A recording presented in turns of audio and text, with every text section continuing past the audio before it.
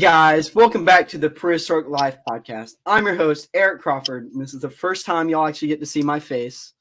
Hello. Here, as you see, we have actually it's on that side. Would you like to introduce yourself or? No, what's up, guys? I'm Sergei. You guys may know me as a Russian archaeologist, big paleontologist and archaeology historian.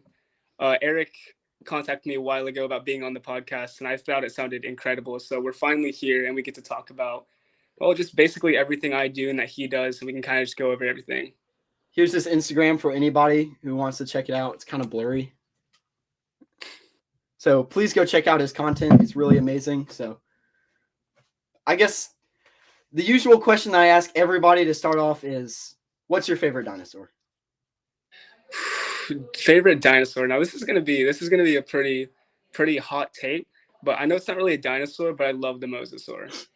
Mosasaur, that prehistoric reptiles, dinosaurs, prehistoric animals in general. I accept them all. If you want a favorite, I accept them all. I'm pretty basic. T-Rex. That's got to go. Like, you can't go wrong with the T-Rex. Fair enough. One of my favorite is actually, I keep a couple right above my desk, is the Allosaurus. Oh, Allosaurus is a good one. I love Allosaurus. I got a lot of stuff just about Allosaurus just around. So, no. I guess we should just start off. I mean, what do you do? What is it that you do?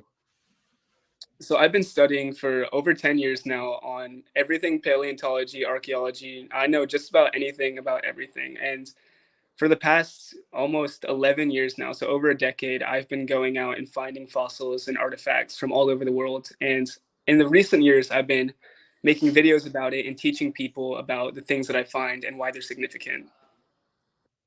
Thank you for making the videos, because I always love watching them. Those always brighten my day whenever I see one of your clips pop up, and I'm like, what is this man doing now? Because one day you'll be at the bottom of a river, the next day you'll be in the middle of God knows where looking at a building, and it's always just very interesting to see what you're finding.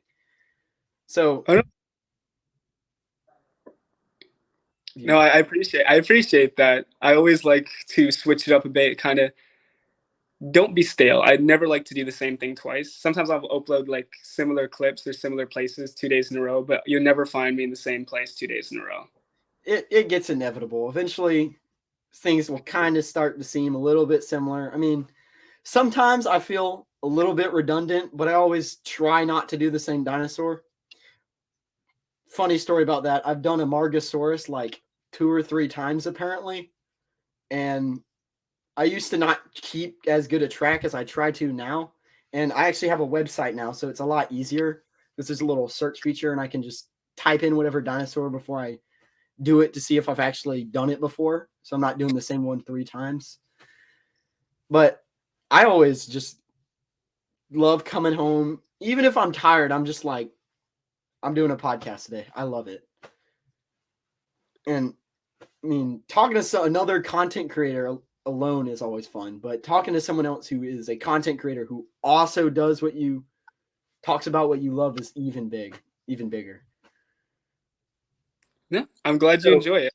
I do a lot of Miocene stuff. So I'm super educated on a lot of, Jurassic and what have you. But my biggest knowledge, I'd say, would be like the Miocenes around 20 million years. 20 million years. Oop, I'm trying to find that on my little chart here. Here, I'll put it out for all of you. 20 million years was about here. The Miocene area was about here, and so not that long ago. 20 million years is 20 million years, but it's weird to think that that's actually not that far in time compared to like the Jurassic era. No, it's not. It's kind of right there. Because it's kind of hard to put that in perspective, because you say 20 million years, you're like, oh, 20. 20 is not that big of a number. But it's also a million years, like 20 million years. And it always blows my mind that, like, sharks are like how old they are. Oh, they're older than trees. It's the coolest thing. It's really crazy to think about that. I mean, I don't know if you've watched it. There's a new series on Netflix out called what was it? Life on Our Planet. No, not familiar. Morgan Freeman actually voice acts it, which is or not voice acts it, narrates it because voice acting would be a character. It's really crazy. It's like basically just goes from like here's the beginning of life, here we are now, and it just goes everything in between it. And I personally loved it. It was an amazing show. Morgan Freeman, all you can't go wrong with Morgan Freeman. No, you can't. I mean, so you said you were stationed out in Florida, or stationed. You kind of venture around Florida. Yeah, so I do a lot of work in Florida, but I kind of nomad around. Recently, I've been going up north towards like South Carolina, North Carolina, and I'm planning to go even further north as well as like Peru and what have you in the next coming months. Wow. So you're going out. You're going out of the country. Yeah. You said you had a museum opening up in Florida, right? Yeah, I'm working on it right now. I have a large warehouse that I'm planning to stock with fossils, artifacts, different stuff that I've found and collected throughout the years. And I'm planning to open it up as a free museum for the public. And again, it's kind of just an idea. It's in the workings right now, but that's probably something that you're going to hear more about in the next coming years. Hey, just give me a text when it opens up. I'll try to get down there. I'd love to check that out. No, for sure. You got it. I mean, the fossil crates people, I told you about them before we interviewed. They're out in Arizona, if I'm not mistaken. I'm probably going to get a text from him later saying that we're not in Arizona and we're in somewhere else. So I got to go out there sometime and go check out his museum too. So I've got a lot of museums to check out from people.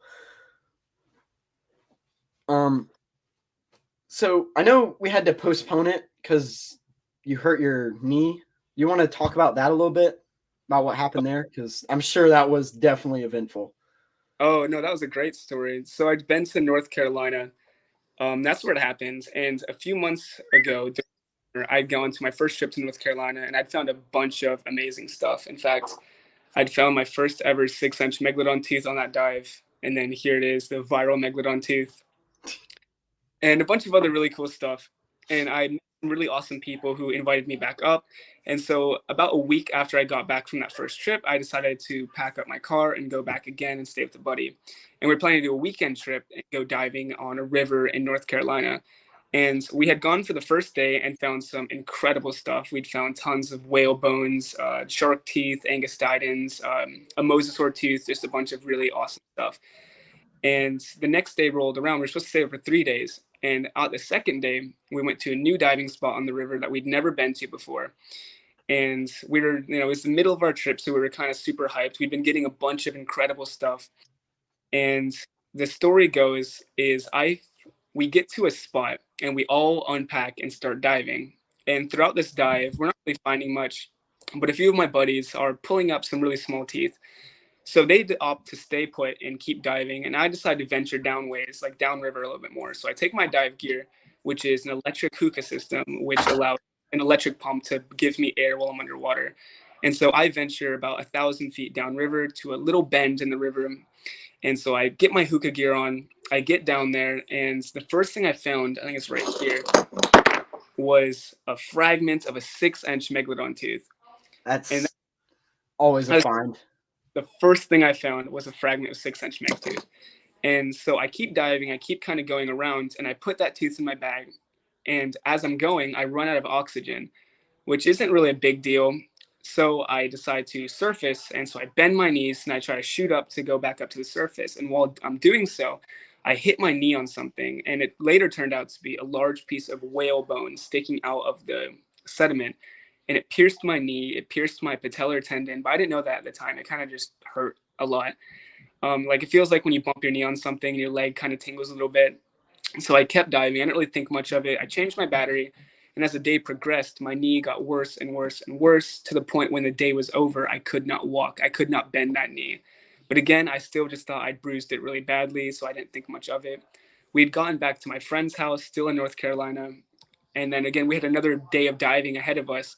And by that time, like I could not bend my knee, not even an inch. It was an unbearable pain. And I decided to go to sleep and see if it felt better in the morning. And that night was terrible. That was probably one of the worst nights of my life because I could not sleep. The pain was so intense. And that morning, I woke up at like 5 in the morning, and I tried to walk down the stairs of my friend's house and go out to my car and get some like ibuprofen or something. And while I was doing so, the pain was just so excruciating. After the first step, I just yelled out in pain. And everyone from inside the house, my friend, my girlfriend, they all came running out and like, yeah, we got to go to the hospital. So I ended up going to the hospital, and I waited for several hours to get treated. And it turned out the bone had pierced my patellar tendon, and it had given me a septic infection in my joint, of which, if not treated, would most definitely made me my leg would have to be amputated if that was not treated right away. It was an extremely severe infection, and I'm lucky I went that day because had I waited like I wanted to, my girlfriend forced me to go to the hospital, but I wanted to just let it be. If I had waited, I probably would have lost my leg, and so Would not be I fun. yeah, I could not walk for weeks. It was terrible. I couldn't make content. I was bedridden. It was probably some of the worst, like the worst time of my life. But nowadays, as you can see, I'm still making content and doing stuff, so it wasn't that bad. Well, looking back at it, but it was still sucked. Yeah, that definitely sounds like it was painful. So I'm good thing you went when you did. I mean, Yeah, it was pretty, but anywho, I'm all good now. Still some minor pain that's probably going to stay for life, but it's not interfering with anything. So not as Nigel Marvin says, a scar is a badge of honor for adventurers. yeah, that's 100% true. I mean, you're talking about megalodon teeth. I mean, I've got mine here, and I've got some papers from the fossil crate people just about the megalodon. No, Just I have a huge bowl of megalodon fragments that I got here in Florida. Like we get thousands out here.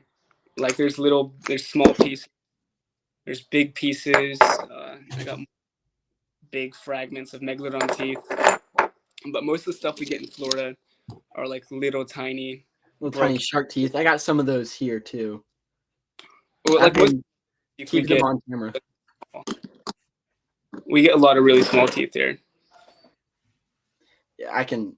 I probably from just being a peninsula like that, you probably just get a lot of shark teeth that just wash up in general. Can you still hear me? Yeah, I can hear you. You're fine. Yeah, I got a phone call. I just So saw that little. so the thing about Florida is Florida was a shallow ocean, and the most interesting part is that the reason we get so many small megalodon teeth, like we just get little tiny teeth, is that Florida was a shallow ocean, and a lot of the bigger megalodon females would come. Oop. I think he's been getting a call with somebody else. We'll just. So as you're saying, Florida's just a shallow ocean. I'm gonna go ahead and take a guess of saying that it's going to be some kind of nursery for megalodons, so they come and nurse up there. Do not quote me on that. He will. I guess he's down there. Down there for which way? Down there. A little confusing. Down there for right now. He'll be back in a second. So here's my megalodon tooth. Hey, can you hear me? Yeah, I can hear you. Yeah, sorry, someone called me and it was cutting me I'm out. just improvising. That was improvised. Yeah, so basically what I was saying was that Florida was a shallow ocean, and the big thing was that big megalodon females from North Carolina and what will be North Carolina, or that deep ocean, would come to Florida, which was like it was very similar to the Bahamas, very clear, shallow blue water. And they would have their children here, have their babies, and they would go back to North Carolina and like that area, and they would leave their babies on their own to hunt on their own. And so these babies, as they would hunt small dolphins and stuff in these shallow waters, would lose a lot of their tiny baby teeth. And the only reason that people find big, giant megalodon teeth in Florida is because these were shedded by the mothers that came here. And so that's why these are so rare, because a megalodon female had to shed one of these. The babies shed tons of tiny teeth, but every once in a while you find one of those big mother teeth. And so again, they went back to North Carolina and they would have more children, and that's where the big teeth are. So that's why Florida is known for little tiny megalodon teeth. Funny enough, when you cut out there, I just took an inference and said that um it was just like a megalodon nursery. Yeah, exactly. It was a megalodon nursery. So I mean, I would assume that like that sharks love that shallow water for like their babies, don't they? So Yeah, so it was full of small dolphins, stingrays, just different. You know, a baby megalodon would have been around the size of a cow, and so they had those little tiny teeth, and they had to have small food. And again, North Carolina was full of massive whales and different stuff for the big sharks to eat. But again, the babies could not eat any of that. And again, in Florida, that small, shallow water, megalodons couldn't have enough food there. Again, everything was too small for them to really sustain off of. So one of the things that I noticed from your content, I'm doing a complete 180 here. Is that you actually found like mammoth molars, didn't you? So I haven't found a complete one yet. I found fragments of mammoth molars. I found spit teeth from mammoths, which are just as the mammoth teeth wear down and new ones grow in, they'll spit out the old worn down chunks of teeth. I found those, but I haven't yet found a complete one. I've been with people who have found complete ones right next to me. My first ever dive that I did for diving for fossils last year, uh, before I'd even gotten into the water, my dive buddy went down and found a complete one that was like probably 20 pounds. As like Wow. It was huge. I It was The massive. mammoths were big, so they had, I would assume, fairly big like molars like that. Yeah, their molars are bigger than your head. They're So incredibly large. I've actually got some like Ice Age mammoth stuff. I got this when I was in Alaska, so it's probably not anything like what you had. It's just like mammoth ivory that someone found and harvested. Oh, Um, we get a lot of mammoth ivory here. yeah, I would. People, yeah, we find small chunks of it all the time. I know some people who have found full tusks, but again, like that Alaska area, the tusks are in perfect condition. Usually, the tusks that are found in the water here in Florida Are tend to usually really. disintegrate. They're in really bad condition, and once you take them out of the water, they tend to just crumble. So people have to get them professionally fixed within a certain matter of time, or they will literally turn to dust within a matter of days. And here I actually have what some kind of mammoth, probably smaller teeth, probably something in the not like a baby mammoth, maybe some kind of baby mammoth molar. Yeah, you have to send me. I can't quite see it. You have to send me Yeah, a I photo know of it's a that. little. And they These are usually. actually all mammoth bones that my cousin gave me Oh, where'd from. your cousin get those? Uh, I think they were a birthday gift from him, and he was like, "I'm not the person that was supposed to get this," and he just gave them to me one day. So, That's pretty neat. No, and yeah. I always accept fossil stuff. So here's like a bigger kind of bit of mammoth. It's a little hard to see from that small of an angle. Oh, and what is that exactly? This one, Yes. if I'm being completely honest, I have no idea. Can you flip it for me? Oh, yeah, it's probably better on that side. Oh, it's like a piece of bone or something. I can't quite see. Maybe I'm Yeah, wrong. I've got a few things like that where it's a little piece of bone lodged in there, so you can't quite tell. No, yeah, I'm actually opening a TikTok shop very soon, and I'm gonna be selling. Oh, I have a website as well that I'm opening up, and then a TikTok shop, and I'm gonna be selling fragments of mammoth and whale bone and stuff like backbones, pieces of tibias, The fibias, things that you tibias. find, basically. Yeah, it's all stuff that I find. And these are not real Smilodon fangs. These are the Smilodon fangs that fossil crates. I got them from fossil crates too. I love their work. So I just keep them out because they look cool. Oh no, that's incredible. Those are pretty rare to find real ones. My one of my teachers, he said that he went on a little thing out in Edisto, and he found part of a Smilodon fang, and the guide was like, "Let me see that," and he was like, "Oh yeah, this is a Smilodon fang," and apparently the guide just kept it. So, which kind of sucks. I mean, that's always something like, well, You know, people find them from now and again here in Florida. A lot of people go to the Peace River, and I'm not sure if you're familiar with like the Peace River and like all those Miocene fossils. It's like the shark tooth capital of the world. Everyone comes to Peace River for fossils. In fact, in the springtime is like the height of it when the waters are at their lowest, and you'll go down the river and you'll see thousands of people snorkeling and diving and sifting and looking for fossils. And people get really lucky. They'll find some people will get lucky and find 6-inch teeth, like megalodon teeth. Other people will find like mammoth molars with just like scooping it into a sifter, and they'll scoop it up and they'll just see like a mammoth molar, you know, a quarter the size of a car tire just sitting on this shovel. Like people get really lucky, and again, it's a crazy place. I always like wondered like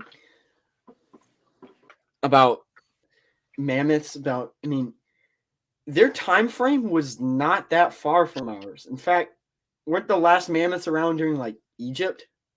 So the Ancient last Egypt? mammoths died off around 10,000 years ago, and there's actually some here in Florida, there's some sites that I've been to where in the past people have found Native American carvings of mammoth. There's this one site, I won't say the name of it for the sake of its protection, but around the 1950s, these people were kayaking or canoeing in this freshwater spring, and it's a very popular spring.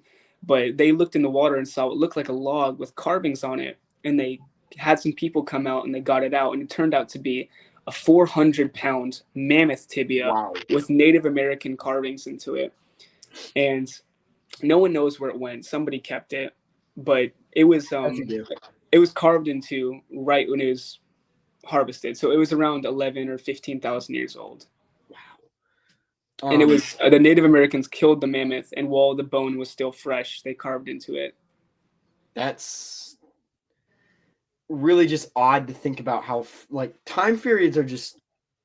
I love looking at time periods because you look at it and you're like, you think it's this, oh, dinosaurs, they went extinct, then there were mammals, then there were humans, but they like blended together a little bit.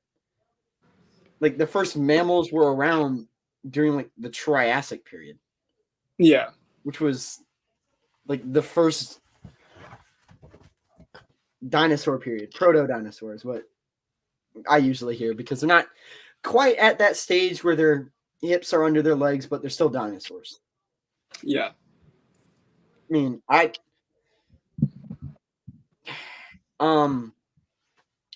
funny enough, the guy who invented the time blocks that referred to it, not funny, it's kind of tragic. He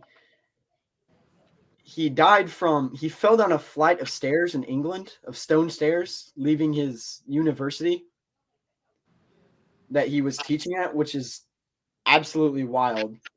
Because you got this great guy, and he's like, I discovered the time periods. I broke them up into how these creatures were being organized. And he just falls down a flight of stairs. Didn't die from that. He actually died from like a brain hemorrhage the night after. Ooh, that's a tough way to go. Which is always sucks that you hear something like that where it's like, it probably didn't help his case. It was either him or the father of paleontology. I did an episode on the Scientology the historiography of paleontology. So I kind of did the history of paleontology. I've actually got my notes right here. I keep a little journal of it. It probably looks like gibberish to you because you probably can't even read it. No, I can't see it from here, but it looks interesting. Because you had like the ancient Persians who had their stuff, what they believed in. The ancient Persian guy, he wrote a book, and his was here it is. During the Middle Ages, fossils were discovered by Persian naturalist Ibn Sina. I'm not good with some of these names, I'm gonna be honest. Known as the Anichean in Europe. Mm-hmm. In the Book of Healing in 1027, which proposed a theory of petrified fluids that Albert of Saxony would elaborate on in the 14th century. So, and the Chinese thought they were like dragons, which is really crazy to think about. Actually, it's not that crazy. If I found a T-Rex skull and didn't know what a T-Rex was, I'd be like, what is this thing? What monsters are leaving these? Well, actually, funny enough, most that was a really common theme throughout like all civilizations. They kind of associated bones and teeth of these giant creatures to dragons. In fact, the Native Americans in Florida, when they found these megalodon teeth, they thought they were dragon scales or giant snake scales because I guess they can kind of see it kind of looks like a scale. I But they would would too, honestly. and a lot of people asked why didn't they use these giant teeth as tools and use them for like cutting and arrows and stuff, and that was because they thought these were sacred, like at least like especially these megalodon teeth, they thought these were sacred Like and in the, they would use them for ritualistic purposes and stuff. And so you will find a lot of these that don't have any damage on them at all, but in fact the Native Americans did in fact keep them within medicine bags and keep them around their necks and do all sorts of crazy stuff with them. like I know the Aztecs had Quetzalcoatl as like their god, like a god or something, didn't they? Yeah, so again, they thought they were just giant serpent scales. And I've actually, the site where the mammoth bones was the carvings in it, I did an episode there. I haven't uploaded it, but I found a shark tooth, a small bull shark tooth that had a hole drilled into it where it was, tied around the neck and used as a necklace or a bracelet piece. And I also found like carved bones, like different stone tools and what have you, just a bunch of really interesting stuff. I found shells that were carved. I found trade shells, which were given to the Native American tribes by the Spanish conquistadors. And again, a lot of these Native American tribes in Central Florida had never seen seashells before because, again, they were in the middle of Florida, nowhere like probably 50, 100 miles away from the water. So a lot of these tribes had gone generations without ever seeing a seashell before. So when the Spanish came in with these beautiful pink and blue seashells, the Native Americans would give them anything for those seashells. And so the Spanish would trade with the Native Americans for all sorts of crazy stuff. And so throughout this site, I found lots of broken up shell fragments that, again, the Native Americans basically used as money. They would take these shells and they would smash them into pieces sometimes, and they would trade these fragments of seashells for tools and food and all sorts of crazy stuff. So this is actually one of the mini boxes I keep around my room full of just fossil stuff, and I've actually got like a little bit of like a fossilized shell. It's not really picking up on the camera as much, but it's actually pink, like bright, vibrant pink. Just kind of odd that it's not being picked up on the camera, but I don't know. Cameras see different, I guess. I also have. You were talking about mosasaurus teeth earlier. I actually have a mosasaurus tooth in here. That's pretty cool. Funny enough, I think I actually got that whenever I went to a trip to Florida. So, and of course, the classic trilobite. Everybody loves the trilobite. I've never found one of those. People have been begging me to go find one. I've never found one. Honestly, I don't even know where you would find them because that one was. You can find them in like Europe, New York, that area. So like north, you like way north, kind of out of the U.S. I mean, I've got like a bigger one in my shelf over here.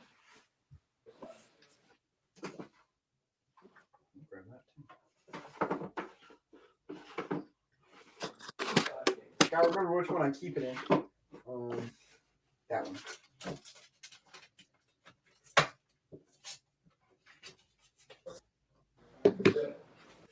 So this is actually this, which is a fart, not fart, shark jaw, like the mouth that I got. I don't even remember where I got it. I think it was at a battleship, which is kind of odd to think about. Was that in South Carolina? That was in South Carolina. It was in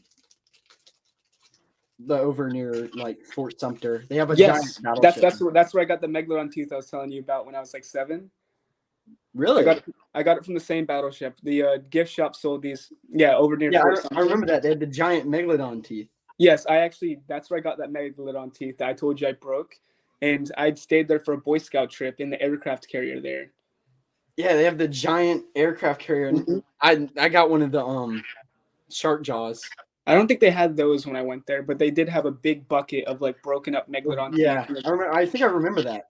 Mm-hmm. And there was I remember looking through those megalodon teeth. I'd never seen a megalodon tooth before. I was probably 7 or 8 years old, and I had looked through it as hard as I could to find like the best condition one I could.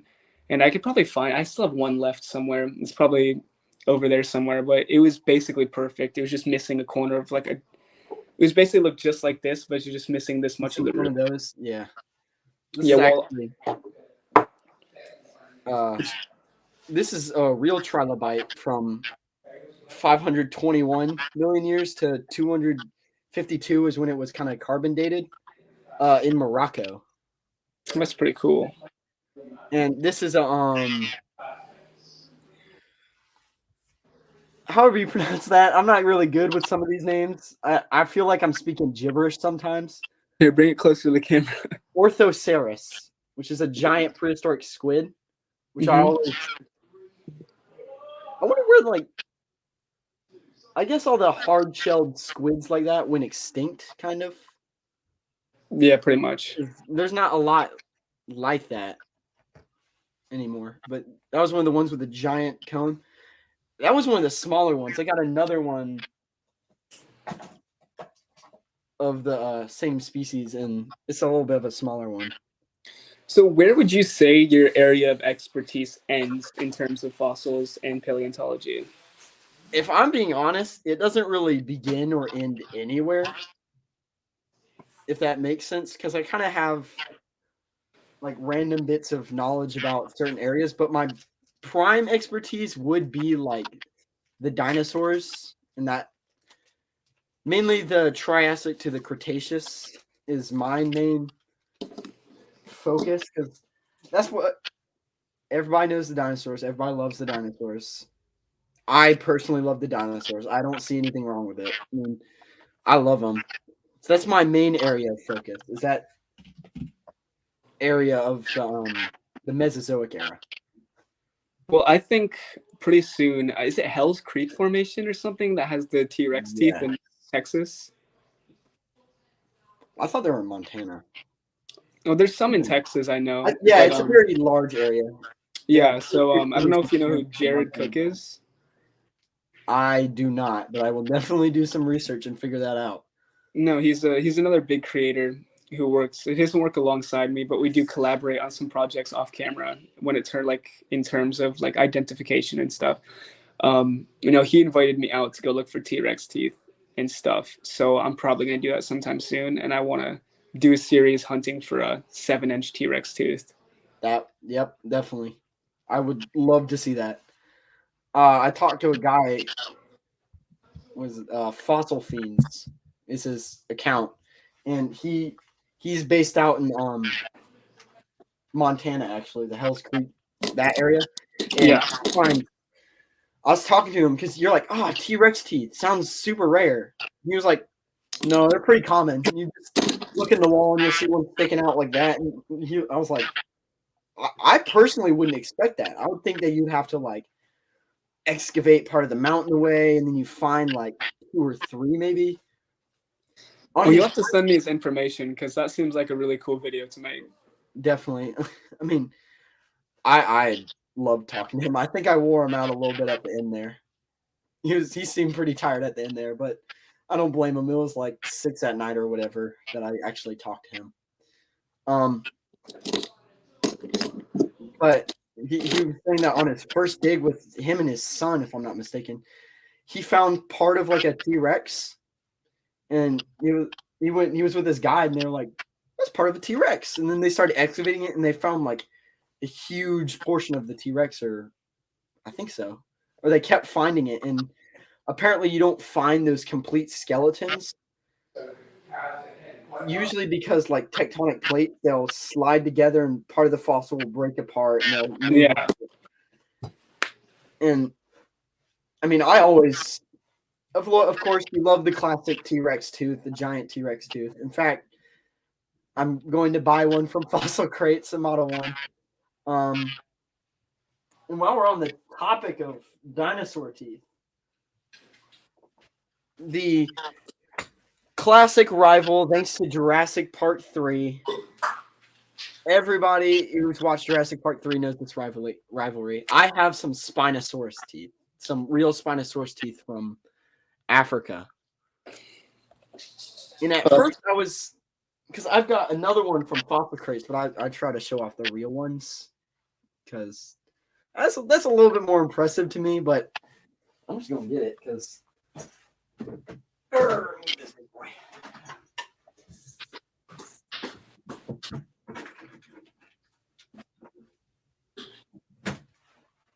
So I love fossil crates and their work, as you could probably tell, because I won't shut up about them. But I mean, I've got like a miniature Spinosaurus skull right here, and struggling a little bit, and another larger Spinosaurus teeth. My thing was at first I was like, these are really tiny, and this one is really big. So I started questioning it. But then I also started observing the model, and you can kind of see that there are like smaller teeth because they're built like an alligator, kind of, or I guess a crocodile. Did you see the new study that came out that thought the Spinosaurus didn't actually have that big spine running along their back? I did see that. I thought that was a joke at first. Then I kind of started thinking because I think they compared it to a bison, didn't they? Yeah, I thought they said it had like it didn't even have that. It had like a bunch of feathers on its back or something like that. I think we could be thinking of two different studies because I saw something that said that it could have been like a bison where they kind of have that huge hump. Oh yes, no, yeah, that's what I'm talking about. Like a huge hump instead of a spine. But I thought that was a little bit off because the bison's is kind of on its neck while the Spinosaurus is on the middle of the back. But hey, I don't. One of the only complete-ish Spinosaurus skeletons was destroyed in a bombing of Poland, I think. Sounds about right. During World War II. I've actually got in my notebook, I usually structure it kind of with a dinosaur drawing and some facts under it. So I've actually got some Spinosaurus things. Here's something kind of breaking down the skull. And on the back of one of them, I wrote some Spinosaurus aegypticus facts. It's a fiscivore found in ancient river beds in Morocco. And there was a complete fossil, destroyed in a bombing of Poland during World War II. Which I always hate hearing about that because apparently a lot of that guy's work, I don't remember who it was off the top of my head, were destroyed during that bombing because they just like blew the museum to smithereens. And I'm like, I hear about this dinosaur, and they're like blown up in Poland, blown up in World War II, and I'm like, could you not spare a museum or two? I always hate hearing about that, how they destroyed museums and things like that. I destroyed everything. It's the casualties of war. It always sucks. But I actually have an alligator skull that I know for a fact is real because I ripped the flesh and meat and all that off of it. And if you actually look really closely, you can see that in some of the they're not pores, but it's like the sensor kind of things that they have to detect fish. There's still some of the skin in it that I couldn't quite get out. Right. So, like I said, my grandfather, he was a very outdoorsy man. So he did all the hunting and the fishing. He owned like a hunting club. So he would take me out and we'd go search for arrowheads. I actually have one. We're going to ignore what fell that he gave me, and it's on the end of this little bamboo thing. So I hold it very near and dear to my heart. And so he would have so they on my grandmother's property now, they have like a little pond in the back. Alligators would always climb over their fence from like a swamp back there and get in there, and him and my cousin killed a baby one. They called me in. You can actually see where the bullet kind of passed through the skull here because it's broken right here. Right. And they're like, yeah, so we killed an alligator. You want its skull? Because originally my cousin was like, well, I want its head, but he also didn't kill it. We don't talk about that. This was like, oh God, I think this was like 3 or 4 years ago now. Time flies. So they get in, they called me and I just started stripping the flesh off and digging all the brain and gunk out. He said he wanted it. I was going to give it to him, but they're like, you cleaned it, you keep it. I mean, and of course, I always keep it above I had it in the case, but whatever sealant I was using on the wood to kind of keep the wood from like decaying, I guess, or being all strippier or whatever, started to make it turn all yellow and smell like really bad. I mean, it still smells like death if you smell it directly, but it started to make it turn all yellow, so I had to take it out of there. So I usually keep it above my setup. I have 3 shelves full of just dinosaur figurines. Looks very chaotic up there. No, I could guess. I'll definitely send you a picture whenever we're done here. Because there's I just got dinosaur stuff everywhere, just strung around my room. So, and of course, other stuff that I found was vertebrate that I just found one day out in the woods, and I was like, I'm gonna keep this because that's usually what happens. And it's very random, but the lower jaw of a deer. Oh, yeah, a little deer jaw. And I have just I have a tooth that I think my dog, they had to pull it out because it was rotten or whatever. I just got it in my shelf over there.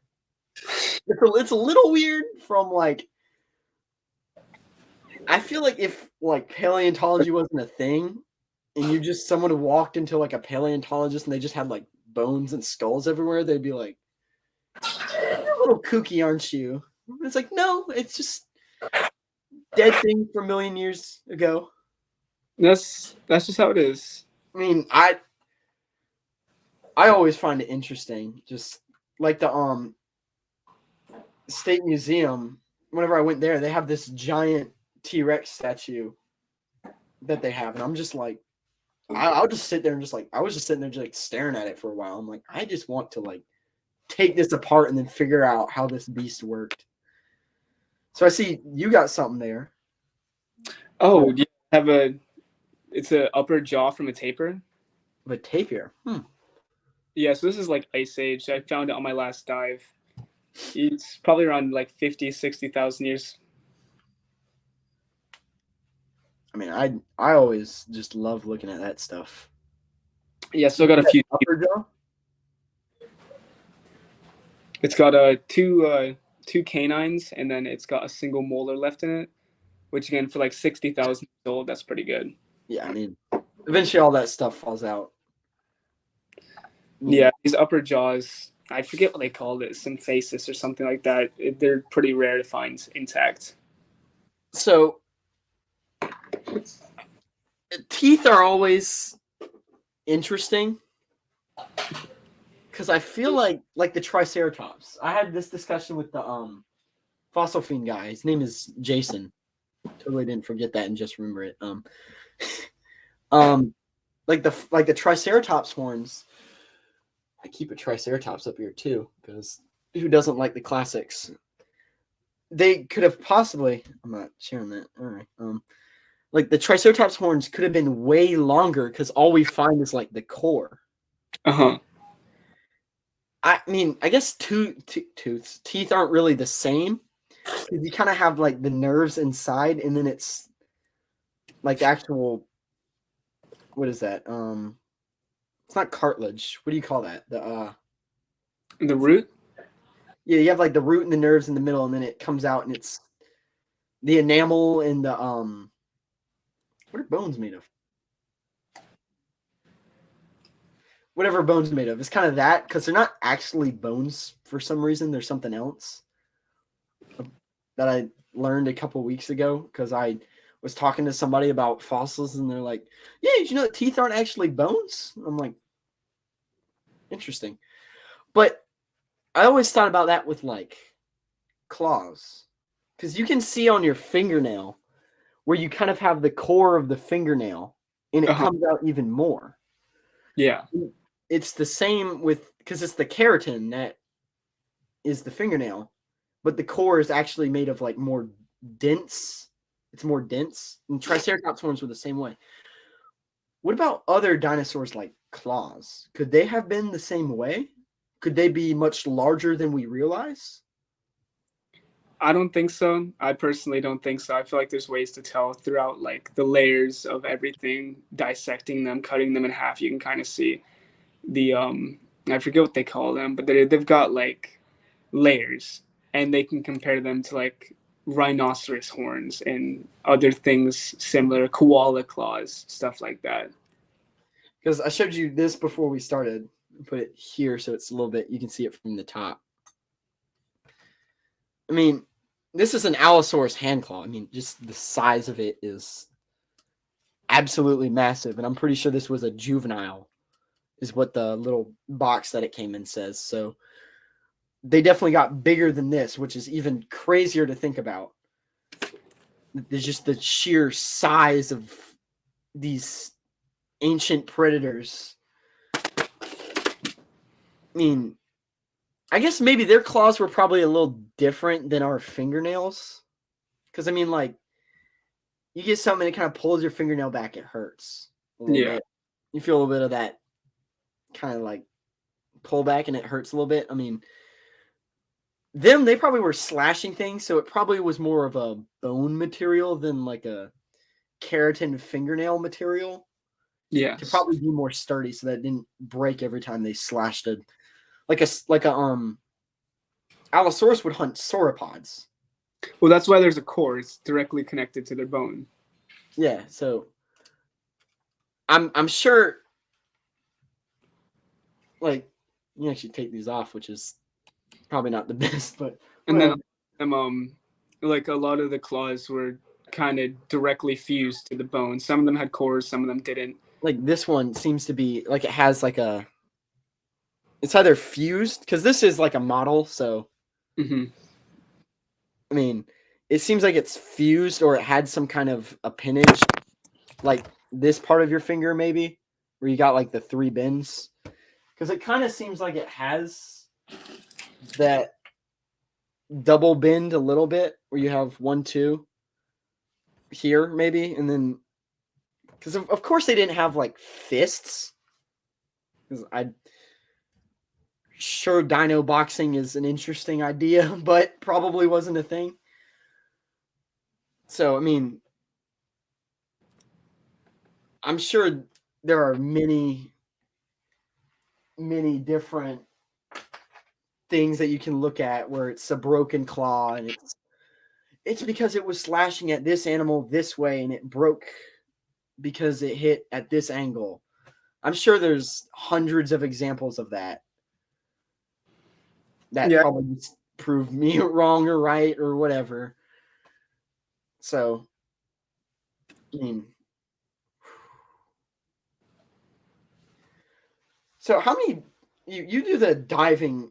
It seems like you do the diving a lot more than you do just like the walking around the woods and finding something. Recently, probably. It kind of just depends because where I live, I don't have many creeks nearby me. I have one that's close to my house, and it's got some really cool stuff in it, but it's incredibly rare to find.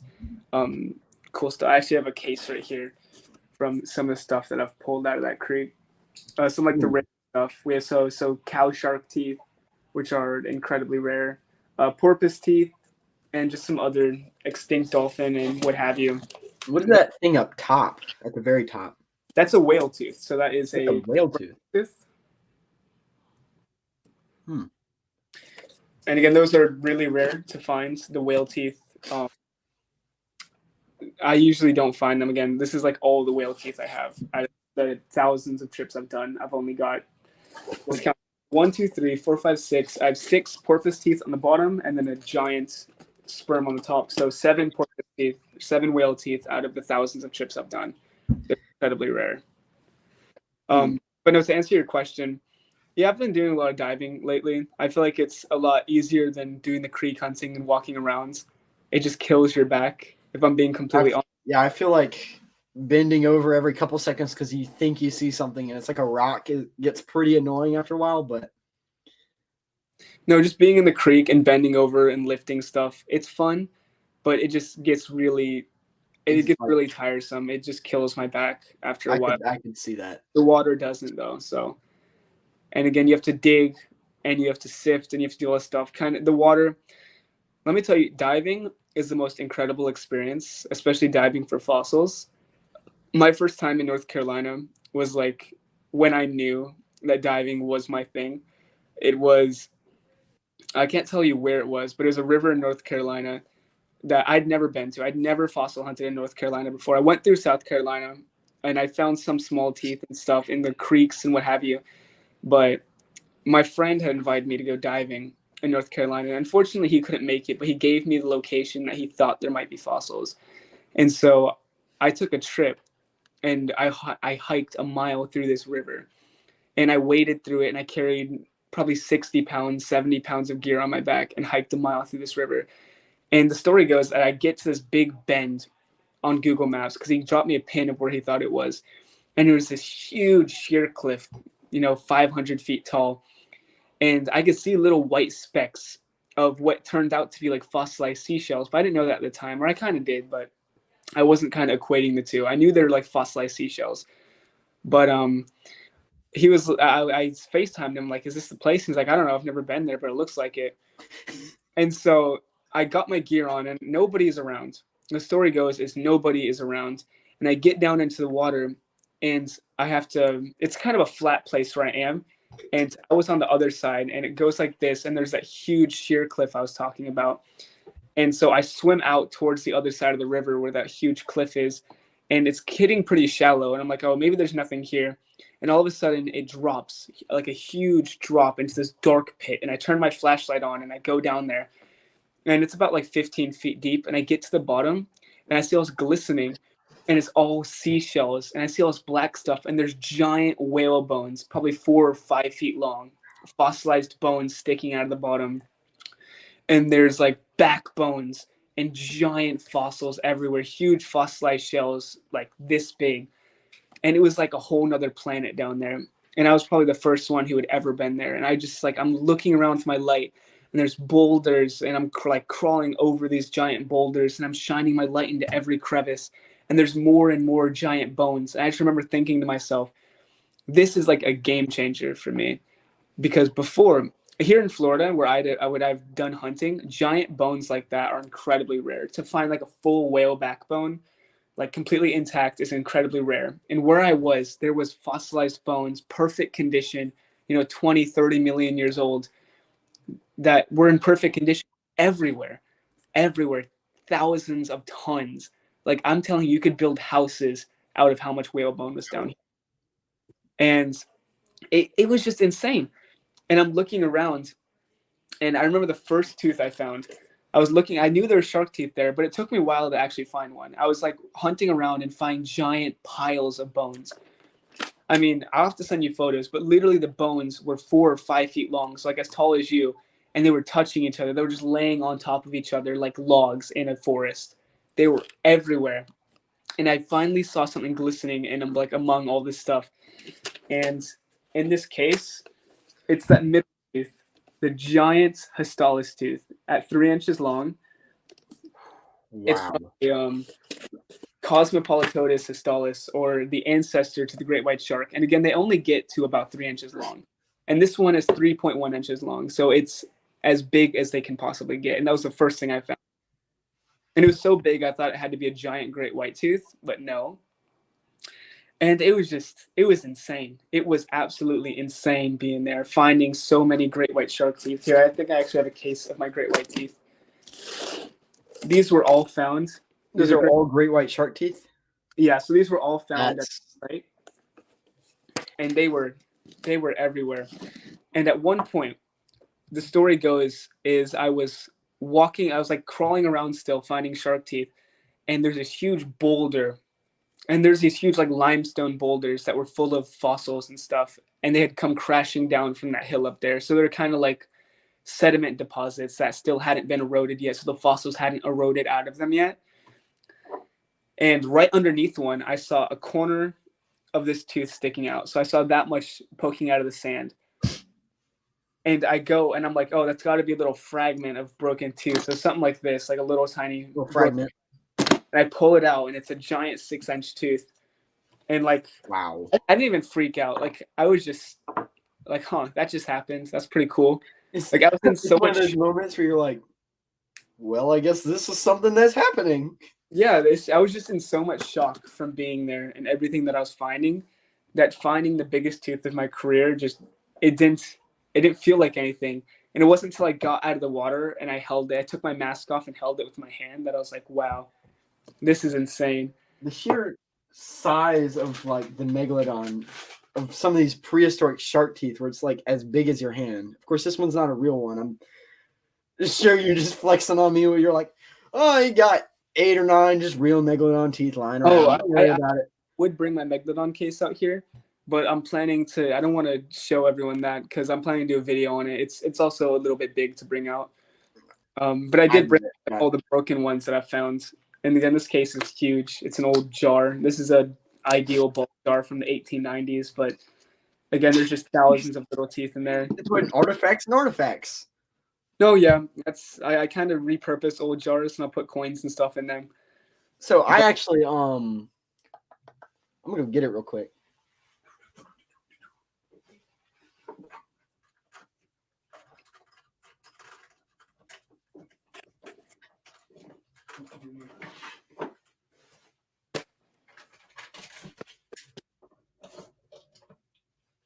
So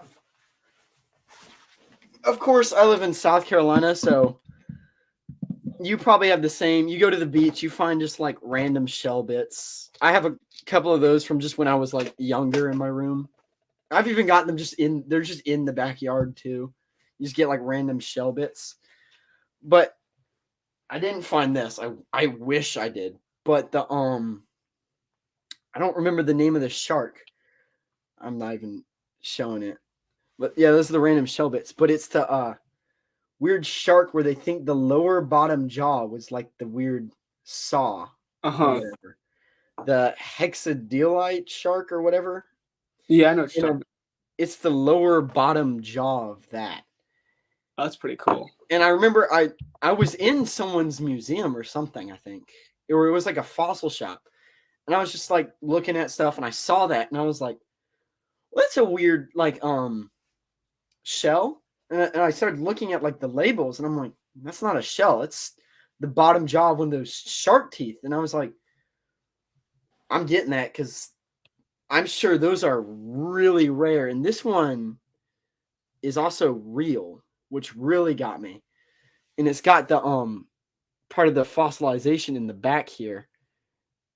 And I'm sure there was some kind of stuff that they put on it to keep it together because I'll rub it and I'll get like white chalk kind of powder on my hands. But you can kind of see where because I think this was 2, or there were 2 kind of put together. Uh-huh. And that's why it was. And it kind of split in half or something. Yeah. I think that's how the bone is. And you can kind of see where it was kind of split down the middle, which is just crazy to me that evolution took some weird toll to where it had a shark with a blade like that, which is absolutely crazy. No, that's pretty insane. I mean, I always think about, you always get these creatures that evolve to look really insane, really crazy, and you're like, what was the evolutionary track that made them get there? What event happened to make that creature grow that adaptation? And that will just send you into a rabbit hole that just keeps going. And actually, funny enough, the episode that comes out today, because I'm probably going to air this episode, well, I guess whenever it's coming out today, but next Wednesday for us. And the episode that I did today was Dromaeosaurus. And that's actually the lower bottom jaw of a Dromaeosaurus that I got from Fossil Crates. Ooh. Again.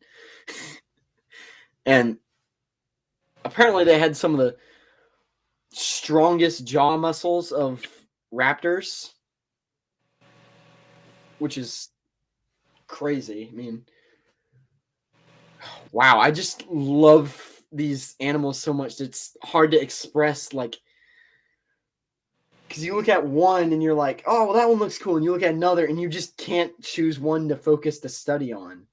And it's always so, it's always just something that I get lost in. But I also find myself in, because I'll be studying one thing and I'll look over at the clock and it's like an hour has gone by and I'm like, oh, I was supposed to get like 3 of these creatures done today in my notebook. And I've been doing one. And I How always, old are you? Hmm? How old are you? I'm only 17, so 17. I've still got like college and stuff to go through. Well, I'll tell you what. I think, when do you turn 18? In June of next year. May, June, July. Okay. So what's happening is that me and my dive group are going back to North Carolina. It's the same spot that we find all these big megs and stuff.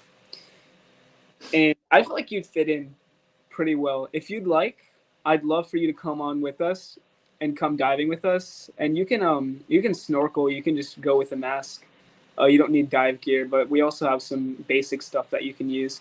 I feel like they would really enjoy you, and I feel like you'd enjoy the place that we're going to. It's near where is it? I can't tell you the exact site yet because again we're like on live. I can't say where it is. I get that. But no, I can tell you privately though. It's probably going to be. It's like 3 hours from Somerville, 4 hours from Somerville. Actually, 4 hours. You said like 3 hours from Somerville. Yeah. I think it's not that far from like my grandmother's house. So I mean, I would love to come. I'm going to go ahead and say that I'm going to go. Yeah, I'm just going to discuss it with my parents like it's a thing that's going to happen. Because this is an event that I'm not going to pass up on. I'm going to be honest right now. This is something that I'm going to want to do. I'm going to basically beg to do, and that's going to I'm going to try to make happen as much as possible. And I would love to come with you.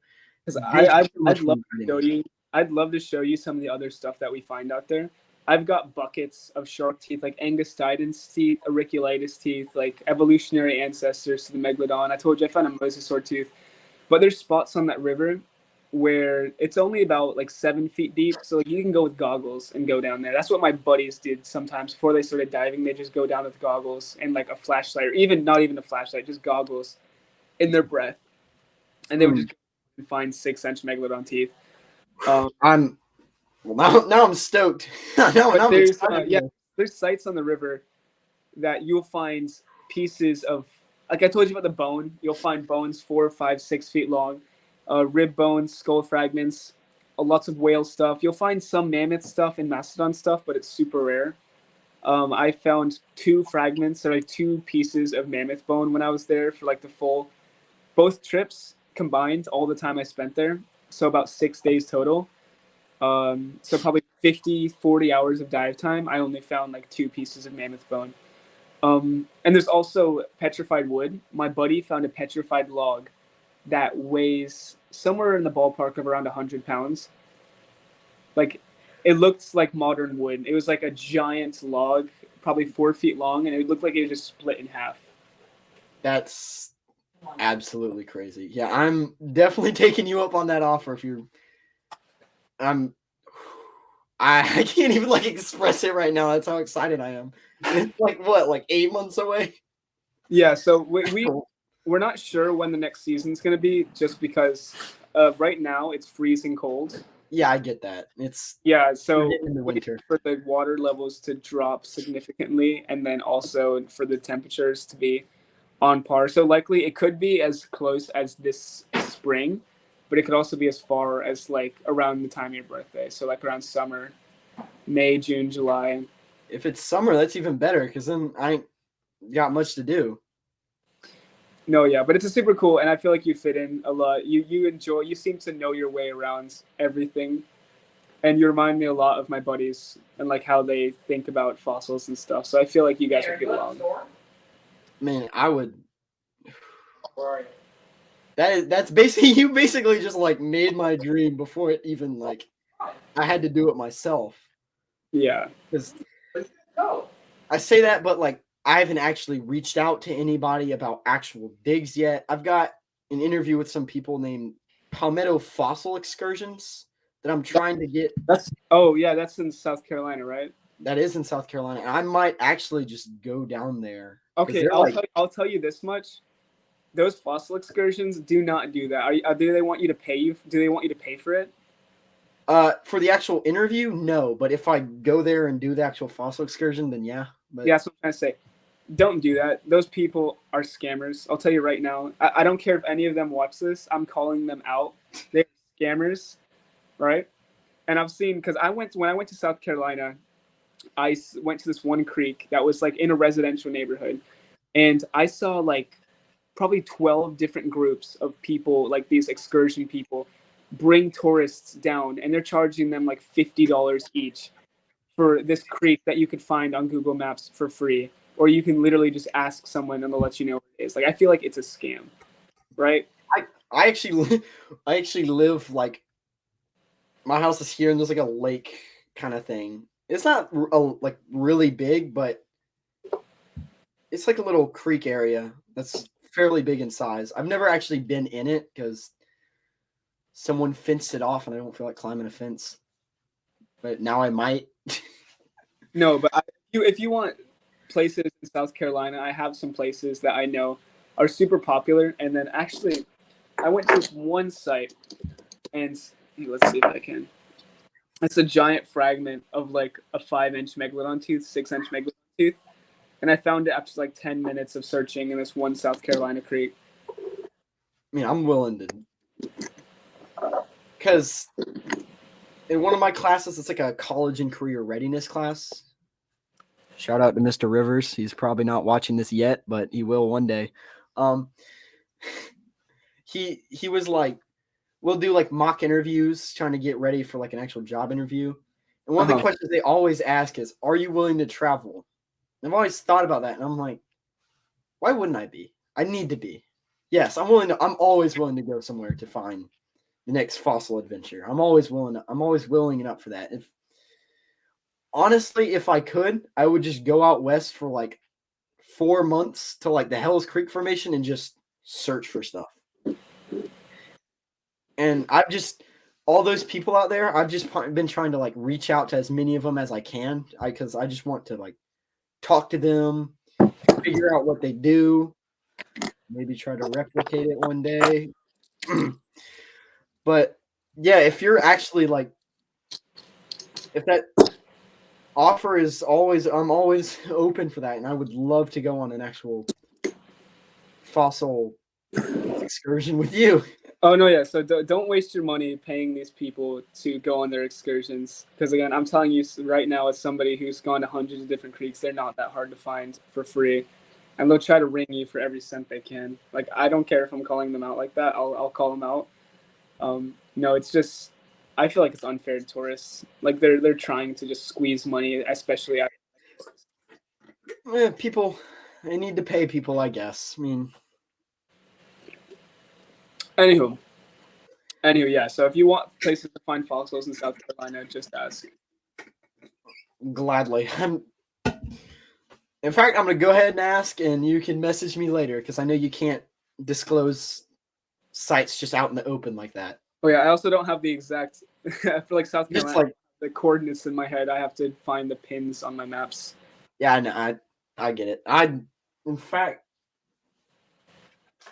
I know this is random, but we're bringing up maps and stuff. This is my dinosaur not journal, but like I just keep like a bunch of random dinosaur stuff in here. All that. And one day I remember I finished my work in class. So I was like, what am I going to do? So I pulled up like a bunch of random maps, and I did a hand-drawn map of Pangea to like the best of my ability from as much research as I could pull together. That's cool. And I just love this stuff, and this stuff always excites me. This makes me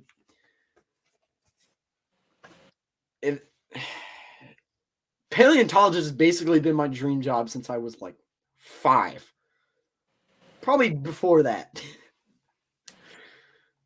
And it's probably for the weirdest reason, but I remember watching Jurassic Park as a young kid, and I was just like, that. I want to see those things. I want to deal with those things.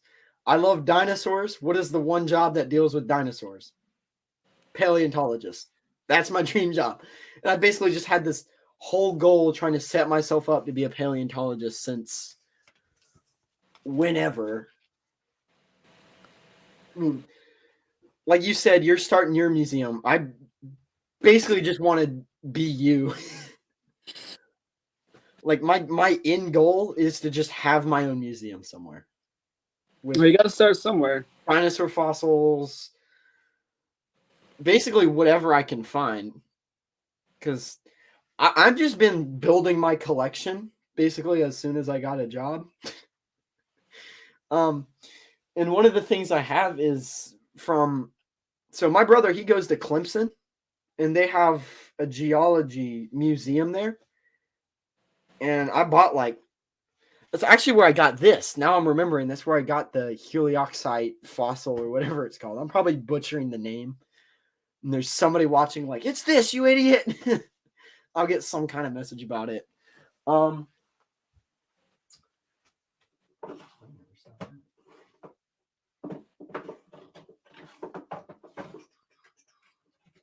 That is my Siberian tiger claw.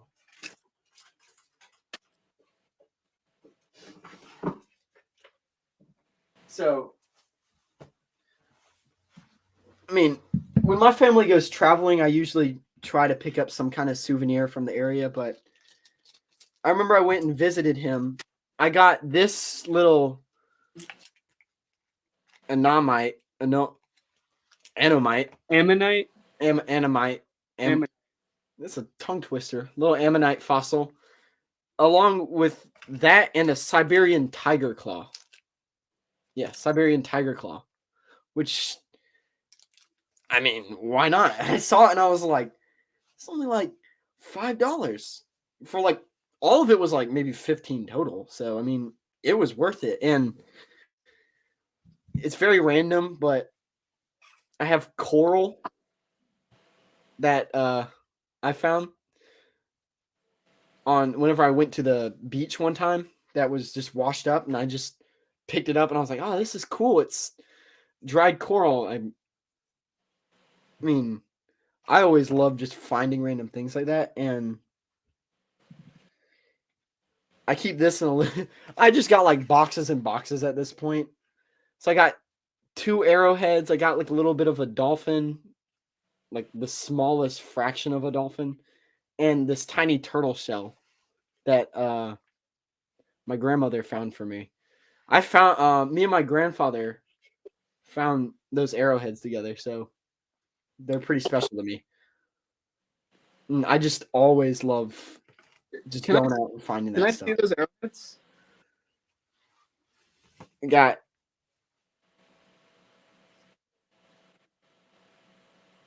Can you flip them over?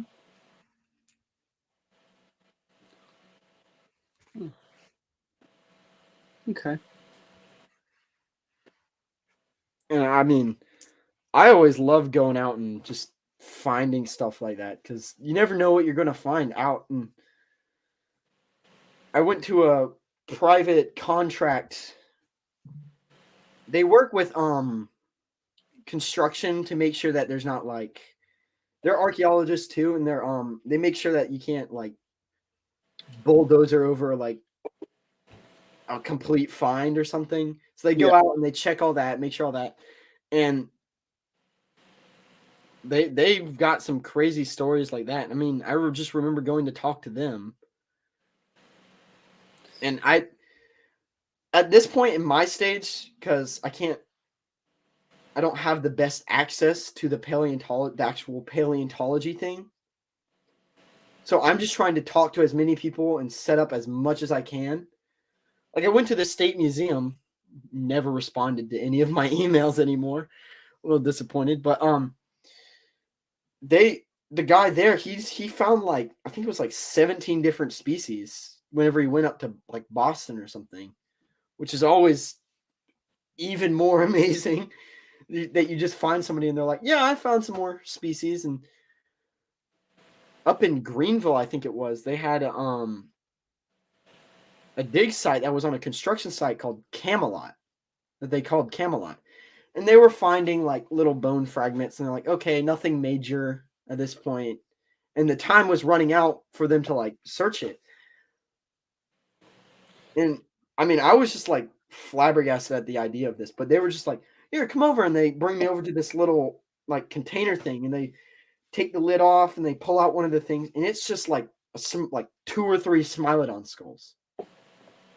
They're like, yeah, we found all of these at like this at Camelot. And I was like, just the expansion of that life is absolutely amazing. And I love studying that. Are you familiar with the GMR The GMR, I am not that familiar with that. in North Carolina? I'm not as familiar with that. Could Okay, you? it's a creek site, and it runs through a bunch of different cool layers, and people find insane stuff out there. I'm not going to say the full the full name, but it's just called GMR. Like if you know, you know. And, like, people find lots of mosasaur stuff out there. Lots of Cretaceous stuff, crow shark teeth. I feel like you'd enjoy it. It's a really cool public site. I'll definitely look into that some more. And Watch this. You just Google GMR North Carolina. You'll see what I'm talking about. When I get like a long weekend where I'm not doing anything, basically one of the 2 or 3 closest points that I'm going to get from you, I'm just going to go out there and try to find stuff. Right. That's basically what I'm going to do for a long weekend one day. I mean, I've got some stuff. I know you deal in archaeology too, and I remember you found like an old manor or something, didn't you? Old manor. I don't know, but it was like a maybe not like a manor, but I think it was like a plantation or something that you found. Yeah, I went to a plantation. And you didn't you find like I don't think that was at the same place, but you found like Nazi currency or something? Oh no. I've been to a bunch of different places. I found to one place in Florida that it was the house of a World War II veteran, and we found medals like collar discs in his front yard. We found World War II, World War I buttons, like pieces of helmet straps, and then we found a Nazi coin. And we were guessing it must have been some sort of POW camp or something where they brought German prisoners during World War II or something like that. We found a bunch of like old World War II stuff. That's always I'm good with my history, but that is my brother's forte. He is all in on the history. No, yeah. I could basically walk up to him like the next time I see him and be like, could you tell me about the Nazi POW camps in this area? And he'd be like, oh yeah, I got you. And he'd just be like that. You just give me like basically just spout out like a list of just information that he's studied. And it's always just like a pleasure talking to somebody about something like that. No, yeah. We're thinking it was either a POW camp or it was a so a lot of these houses had like after World War II, there was places where veterans would go and kind of just share some beers. They would kind of hang out, and that would also kind of explain it. People came in uniforms and they could have lost buttons, and then someone may have had like a Nazi coin that they stole off of some dead German, and they lost it out, something like that. So that's like the 2 options that we're thinking. Either of the latter. I mean, we're kind of going with the latter, that we think that house was they held some sort of World War II after parties or something like that, or they held some sort of veterans thing, and people. I'm stuff. sure soldiers also just got together and celebrated because they're like, "Hey, we won the war." Yeah, that would also be a viable option. Some big party was held there after World War II, and a bunch of soldiers came in uniform and lost buttons and old coins and stuff. I'm sure you get a bunch of war-tired people drunk, they lose stuff. So I mean, No, yeah, I did go to a plantation that was in North Carolina, and we found some amazing stuff was found there. Not by me, I didn't really find that much, but people before me, the people have been metal detecting that place since the 1940s, and even the owner who I spoke to, he was the uncle of one of my fans, and he let me go do it.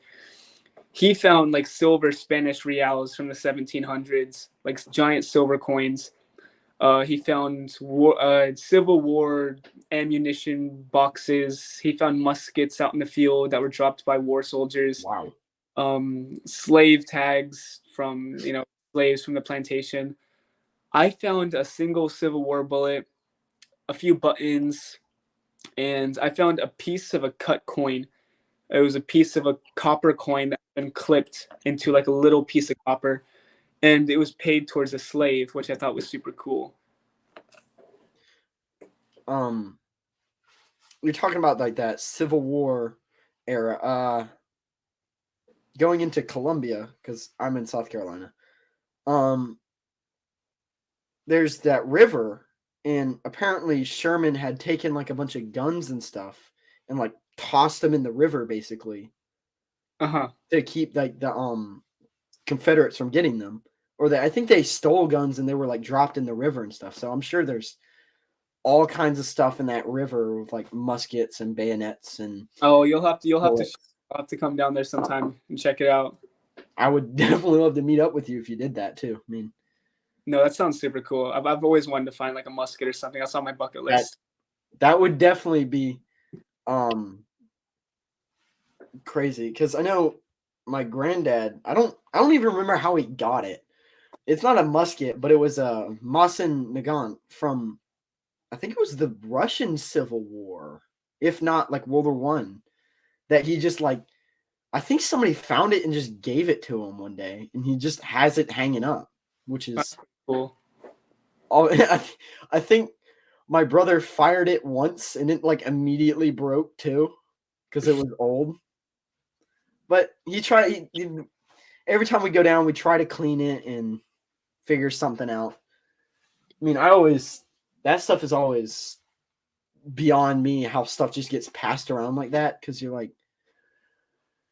find one thing in one place and you're like, wait a minute, these don't make sense to go together.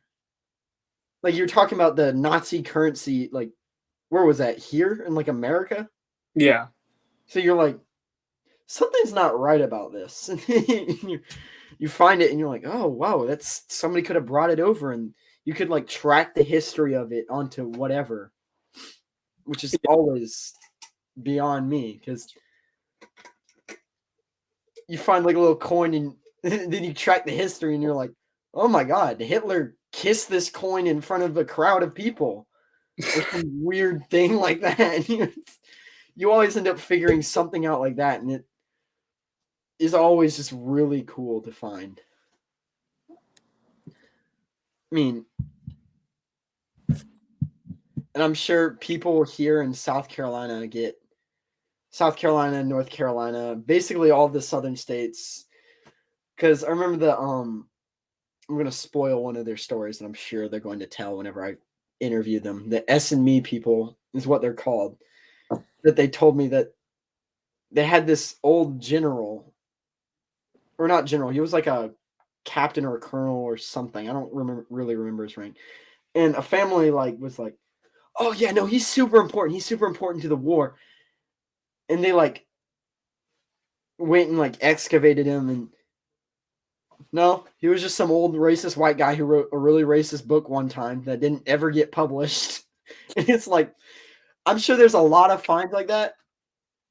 In like grand scheme of things, you're like, oh, well, we know about what these group of people were doing with him in this time. But like individually, you're like, well, I mean, he's not that important. But you're still like, I found this and it's really cool and I love it. Yeah. And you got like this weird feeling about it where you're like, okay. But you're also like, oh, cool, a find.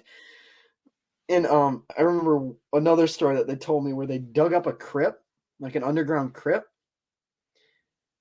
And the people were like, oh, could you open it? Because they go to people's land usually when they find things like, oh, could you open it? I wonder what's inside. And they're like, yeah, the crypt's airtight. Nothing has gotten in or out since this person was buried. He's still inside. They're like, what do you mean? They're like, he hasn't decayed as much as you think. It's probably a slush of just him. And they were like, oh, never mind. You don't have to open it. And I was like thinking about that, and I'm like, what are the conditions for that? Could you find things like that? Like, I always think about that. Like somebody like Napoleon, they put him in like 7 caskets or whatever. There's no way his body isn't better preserved than the one person that they shoved in a wooden box and buried. Well, I'm not sure if it would be a slush, thinking about it like that, because usually they tend to dry out if it's in that condition. They don't get wet like that unless It wouldn't be wet, but like there's not going to be a smell. Like after a few hundred years, a few thousand years, even like 50 years, there's not really going to be a smell. No matter how airtight it's going to be. In fact, if it's airtight, it means it's just going to dry out a lot. And dry out. the reason there's not going to be a smell is because the smell comes from decomposing gases and stuff. And that stuff, if it's airtight, it just dries out. Like it can't stay decomposing for that long. It's kind of hard to explain. It is. But it needs living creatures to decompose. And if there's things eating it and decomposing it, then it's going to decompose really fast if it has time to become like a slush like that. Now, when you're in water, that's different. Water will, like, you'll have World War II soldiers who will come out of the water and they'll still have flesh and meat on their bones. I've seen that happen. That seems very disgusting to pull up one day. Especially in like Russia and Ukraine, they've pulled out skulls and stuff that still have like brain matter and stuff in them and like skin still on the skeletons. That because it doesn't decompose because there's nothing. The water's too cold for any microbes or bacteria to eat it. I'm sure that also, like, if you're on like an archaeological find and you pull out like a body, you're like, uh-oh. Do I report this to the police? How old is this? You're like, was this like a murder case? What is going on? Because didn't you find like the handle to like a murder weapon? Oh yeah, that was in Georgia. There was right next to a really bad ghetto. There was this bridge, and I dove under it. And the bridge was built in like 1770 or something crazy like that. There's a bunch of artifacts under it from like the 1700s, but because it was next to a ghetto, a lot of criminals threw stuff off there as well. So I found like the handle to a pistol from the 70s. I found a hand grenade from World War II. Wow. And yeah, I'm sure there's more guns down there. But I go dive that again sometime soon. You find like a hand grenade, you're like, do I need to call someone? No, I didn't. I mean, I'm like, because I remember talking to the like SME people. They're like, well, if you find like you dig to a certain, if you're like excavating, you dig to a certain point and then you start to try to find stuff, because usually there's that like layer of soil that's in the way where there's not that much in between it if it's on land, but like under it. But if you find a body in that soil, you're supposed to call the cops because that's probably not supposed to be there. Because they're like, yeah, no, somebody was probably murdered. Especially if you find, because I remember, I think they found like a body where it was like starting to decompose, and they're like, yeah, no, this isn't supposed to be like that. We're calling the cops. Because you don't find that, and you're not like, that's not supposed to happen. It's usually supposed to decompose after 1,000 years. Somebody was murdered and put here, and I'm sure that's never a good thing to find that. I'm sure that's a lot rarer than people think it is. People find bodies all the time. It's not an uncommon occurrence. Especially if you're in the ghetto, people find a lot of bodies, especially like in water. It's not uncommon. I'm very sure people probably hide bodies in the water all the time. All the time. Now that you think about it, that would actually be the worst place to store someone. Yeah, pretty much, because Hide a body. they don't decompose in the water really. No. It takes time to decompose in the water, especially if it's cold water. It'll take hundreds of years. Yeah, I mean, burying them would actually probably be better. Well, I guess it would be easier to find. Let's not plot any murders on this show right now. No, you got to cut them into pieces and throw them in the ocean. That's the best way. you feed them to someone. You feed them to sharks and pigs and all that. Go out into the deep ocean, cut them into pieces, and then throw them off like once a day, or like go to different parts of the ocean and throw them in. They'll be eaten by creatures and digested, and you don't got to worry about it. A little unsettling, but okay. So, I mean, you've had, I don't even know how many posts you've had in total. I'm going to like check that real quick. On what platform? On Instagram, because that's really the only platform I have. You have 268 posts. Oh, on TikTok. Do you follow my TikTok? I don't really use TikTok that much. You should. That all my Instagram posts are just posts from TikTok. I have like 6 times as many posts on TikTok. So I'm sure most of those are finds and things like that you. Oh no, yeah. If you're not followed to my TikTok, you definitely should. You're missing out a bunch. Most of my Instagram stuff is just stuff from my TikTok that I re-upload onto Instagram. So I'm like sure that most of your posts are like what you find, different things. So yeah, that's all of it. Definitely been on a lot of expeditions. Definitely. Do you have a personal favorite one? And if so, why? Well, that's a tough question. Yeah, I think my personal favorite was the story I told you when I first went to North Carolina. And then I got in the water and just saw like the sea of whale bones and fossils. That's where I found that whale spine. I don't know if you saw that video. Where I found a fossilized whale spine. That was at that site. That was probably my personal favorite just because of how preserved everything was and how untouched it was. It was like something from another planet. It was just insane. And I mean, currently you said that you're only in kind of the southeast coast. Yeah. I haven't really heard anything about you in Alabama. Have you been to Alabama at all? I've been to Alabama. I haven't filmed anything in Alabama, but I went arrowhead hunting there once. I think I have a video in Tennessee. Pigeon Forge. I did a video there, but that's not on my Instagram. There's a lot of stuff in Pigeon Forge, though. I mean, there's a lot of stuff in Pigeon Forge. There's a bunch of stuff on my like TikTok about different places. I'm trying to think. I've done videos in England. Wow. Colorado. I've been out south, like Colorado. I've been to Colorado and Utah too. I mean, yeah, I've been out west. Have you ever gone from Colorado to Utah? I've never been to Utah. It is really weird. So Colorado is kind of like on a mountain. So going up, if you drive into it, you got to go like up a mountain. If you drive out of it, you got to go down the mountain, basically. And from Colorado to Utah, so you have like Colorado and Utah here. You go and you got like mountains and these forests and all the stuff in Colorado. You got like a waterfall maybe on this side that goes into a creek. As soon as you hit Utah, nothing.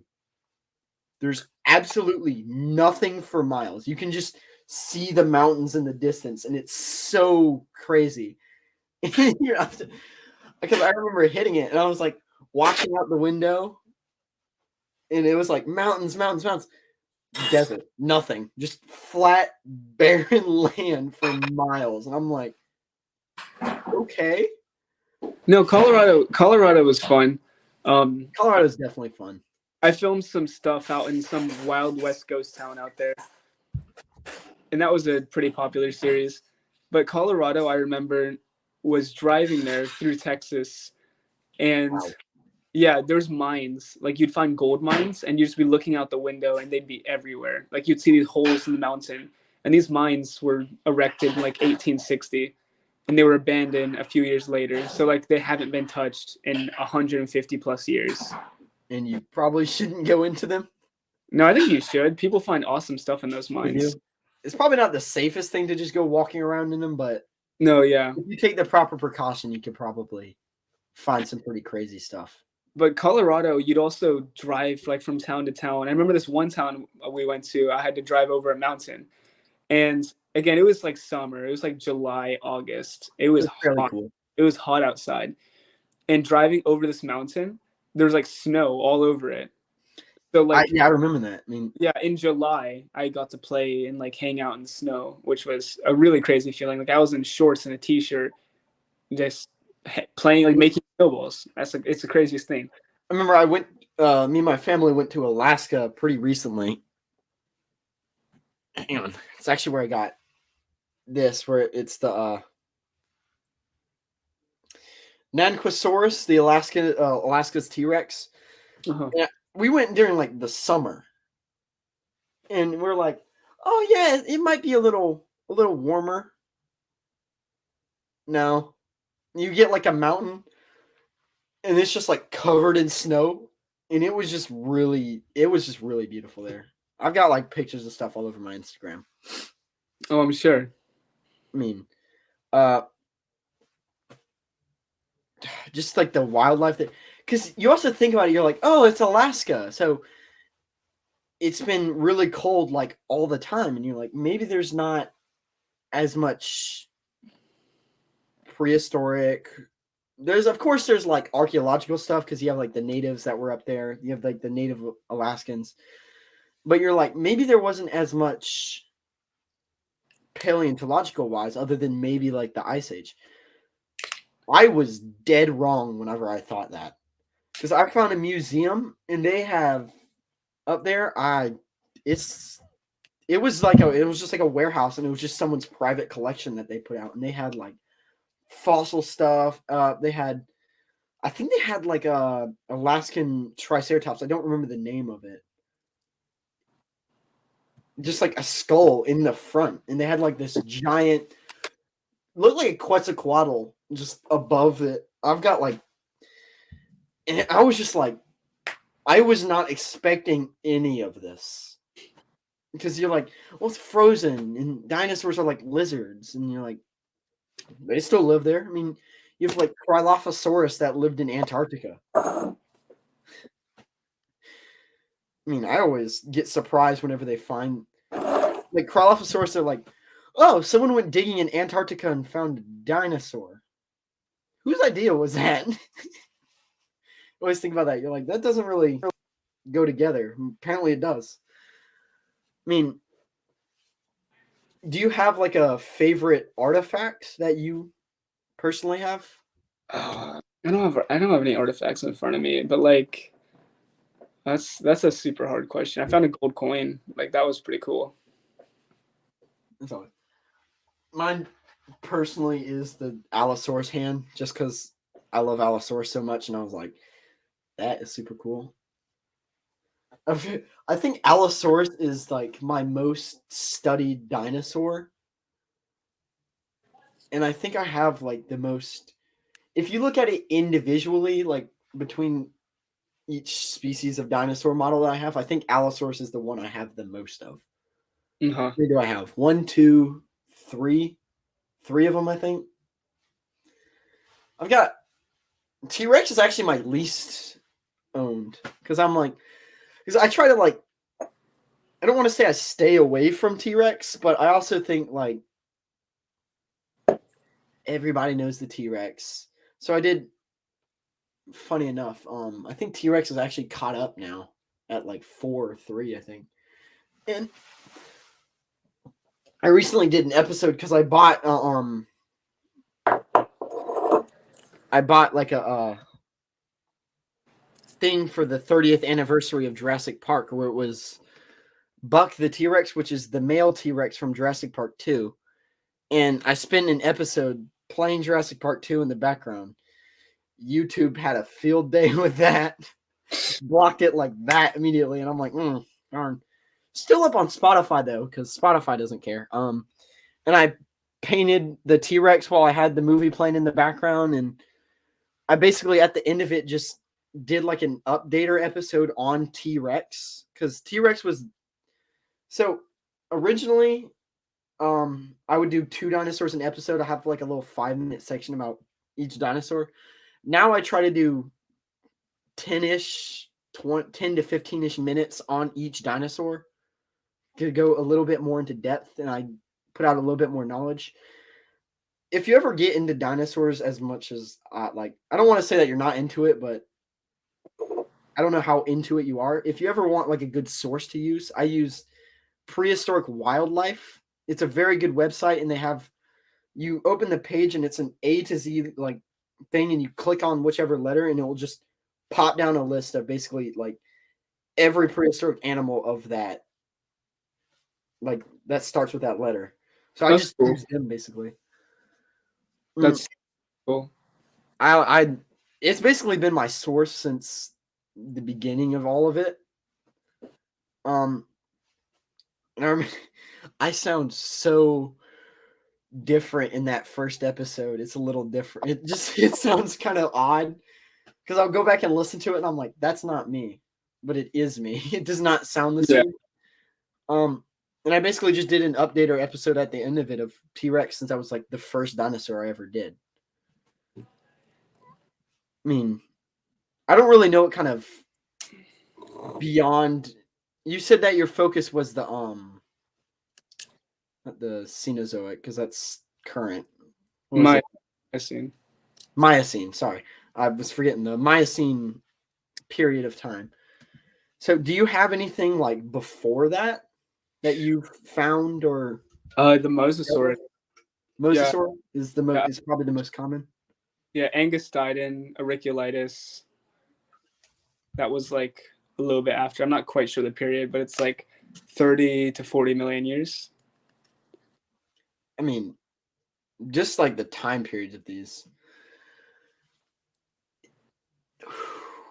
It's crazy to think about, like, humans have been on Earth for what, maybe like 40,000 years at best? Around 100,000. 100,000? I mean, But some people think that it could be up to 1 million. I don't think so. I think it's around 100,000. 1 million's stretching it. I mean, I feel like 1 million is stretching it. I think around I 100. don't know. 1 million could be like proto-human, where there were more species, because you have like Homo sapien, you have like Homo erectus, you have all the other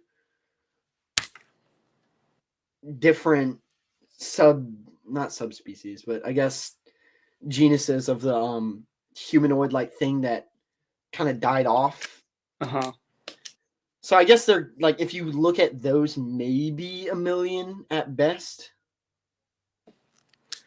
But like Homo sapien has definitely been like 100,000.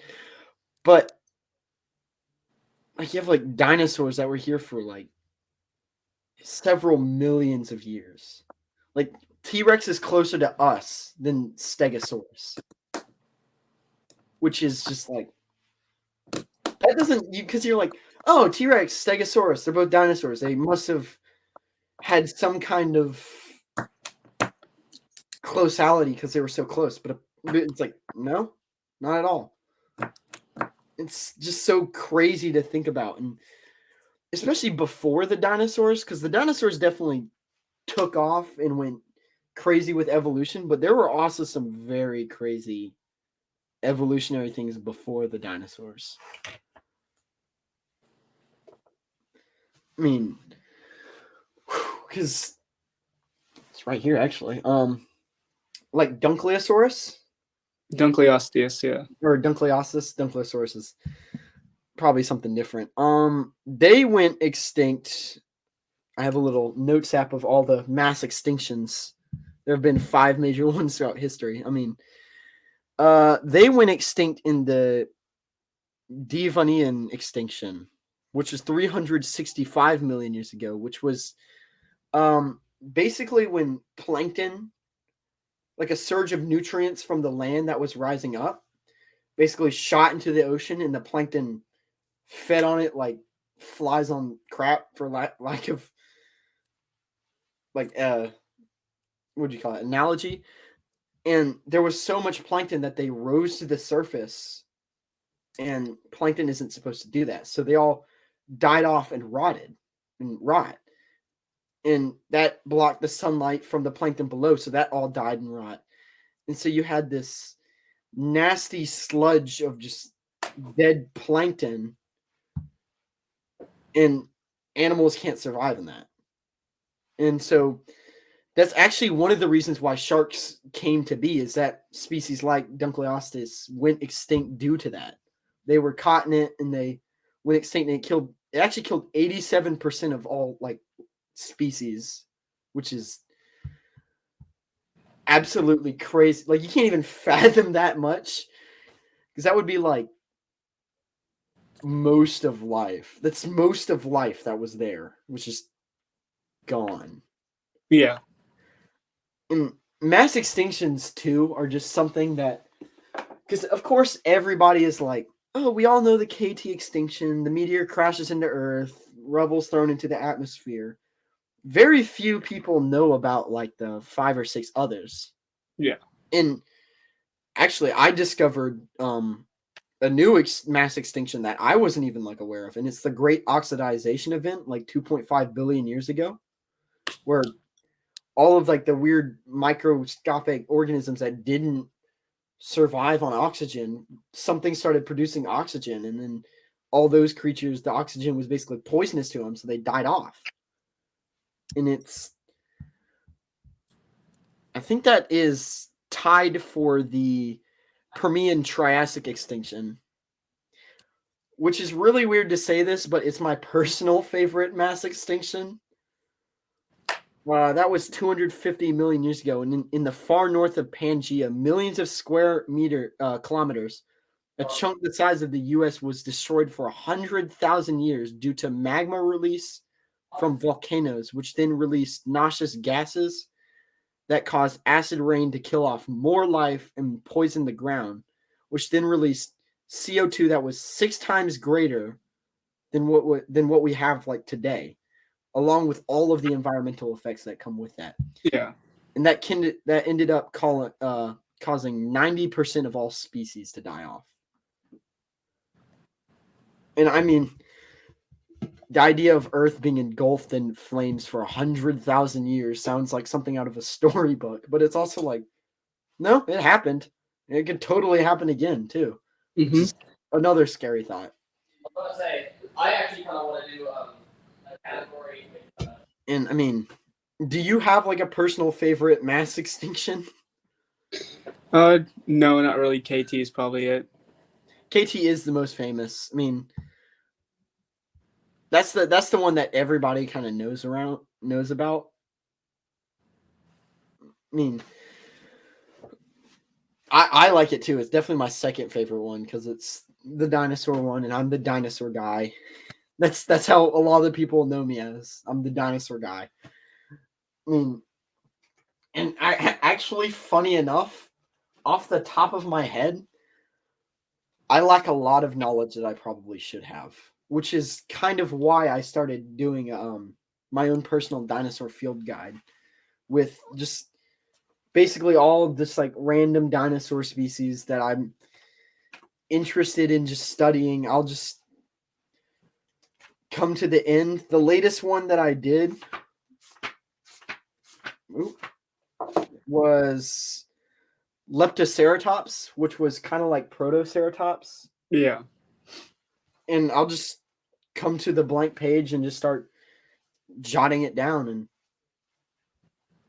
this is basically my source, because I mean, I'll take like from 2 or 3 sources and I'll just put it in that. So it's basically like 2 or 3 sources of knowledge. And that's basically because I had somebody that I talked to about my podcast, and they're like, you should script it. And I'm like, that is my script. I don't know if you've seen all the Jurassic Park movies. No. You haven't? Well, I'll skip that then. So the fossil crates, my first interview outside of somebody that's not family or just a friend that I had at like school that I reached out to, they brought up the idea of like dinosaurs having lips, which sounds so bizarre to think about, but actually makes sense. What do you think about that theory about like dinosaurs having lips? Dinosaur lip theory. Yeah, that's got to be a new one. I don't think I've heard that. Honestly, I didn't hear about it until he brought it up. And I was like, he's like, I want to talk about the new theory of dinosaur lips. And I'm like, all right, you got me beat. Go I on. don't think I have much to say about that. I don't. Because You the definitely controversial there's more in feather there. theory. Because I didn't know anything about it, but he was saying that's like an evolutionary thing where some probably had it and some didn't. But the most famous controversial theory is the feather theory. Yeah. What do you think about that? I think it's possible that dinosaurs had feathers. It's not impossible. Some species may have had it. Some species may not have, or a version of feathers. Maybe not like modern day birds, but more like modified hairs. Because I feel like a lot of species like T-Rex and Velociraptor and Utah Raptor and Dromaeosaurus, like I did, that's released today at the time that we're reviewing this. They totally had feathers. You could see like the fossil imprint of like some kind of featherage, like Archaeopteryx. The most everybody's seen the world famous German cutout where it's the Archaeopteryx and you can see the feathers in it. Uh-huh. But certain dinosaurs like Triceratops, I would feel like it would be more like a rhinoceros. Yeah. Where it's not like covered in fur, but it has like that little bit of Hair, yeah. like basically like the hair on your arm. Uh-huh. Kind of something like that. But then you have things like sauropods where they're so massive, it would be an evolutionary disadvantage for them to have feathers because it would slow them down even more. Because feathers create like air resistance and also just a massive thing like that needing feathers. It's kind of why whales don't have feathers. Yeah. I mean, what would they need it for? They have like the blubber. And I feel like sauropods were possibly like that where they were so big that like they used kind of like a blubber like thing to keep them warm. So if anything, they also had like what rhinos have, where it's kind of like the loose fuzz, if you will. Yeah. So you said Mosasaurus was your favorite. I mean, is there a reason outside of you like find a lot of Mosasaurus teeth? Well, not a lot, but like you find. I don't know. I really thought that the Mosasaurus, I think it's just interesting. I feel like the whole marine reptile thing, giant marine reptile, I think it's super interesting, super creepy, especially like after Jurassic World or whatever. I thought that was super cool. Have you seen Prehistoric Planet on Apple TV at all? No. It's who is the narrator? Oh, I'm blanking on his name. David Attenborough. Yes. Funny enough, his brother is, I think his name is John Attenborough, who played John Hammond in Jurassic Park. So they kind of have this whole family of dinosaurs now. Yeah. So you did watch it, is what you said? No, I haven't seen it. Yeah, okay. Yeah. Well, they actually had the Mosasaurus apparently was like shallow water. They weren't deep ocean creatures. They were more in shallow water areas, which I was like, you're telling me this big creature lived in like shallow water areas? And one of the things that it actually would not commonly do, but it would do would be like, because in the show they show a T-Rex migrating from like land to an island, so it has to swim. So if dinosaurs were swimming and it caught them, it would basically just swim over and eat it out of the water. And I was like thinking about that, and I'm like, that actually makes sense. That's kind of what alligators do. and crocodiles do. They kind of stay near shore, and whenever an animal ventures into the area, it will jump out at them. And Mosasaurus kind of looks like a giant alligator. Yeah. I mean, I don't know. Maybe I'm the only one seeing that, and you said you agreed with me. So clearly not. The head structure looks like an alligator. The body structure kind of looks like an alligator. I guess the only thing it's missing is the ability to go on land like an alligator. So, but I mean, I was like, I'm not. Some of the stuff in these like shows that I watch, I'll just take the knowledge from it and I'll just run with an episode on that. Well, I don't know if you've ever seen alligator teeth or like crocodile teeth. They look almost identical to mosasaur teeth. They very much so do. Here, I think this is the. I mean, that's pretty much like a mosasaurus tooth. Actually, funny enough, I have one to compare. I mean, yeah, I can totally see the similarity. I mean, it looks like a giant alligator tooth. If I didn't know any better, I mean, I would probably say it's an alligator tooth. No, yeah. Because alligators can get pretty big. Reptiles don't really stop growing ever, so they get pretty big. Because upstairs in my dad's office, he has this huge, I think it's a crocodile actually, huge crocodile skull. Which one? I always get alligators and crocodiles confused, like most people. I mean, it's basically based on like the teeth where they are. Because I think this one is actually I don't remember. I think it's a crocodile. That's not. I don't. It's one of them. They're basically the same thing. No, that's Like, not. Crocodiles have really snubby, or not snubby, like really. Oh yeah, it's also the skull shape too. They're also extremely violent, but yeah, that's going to be an alligator. Alligators have those big, broad faces.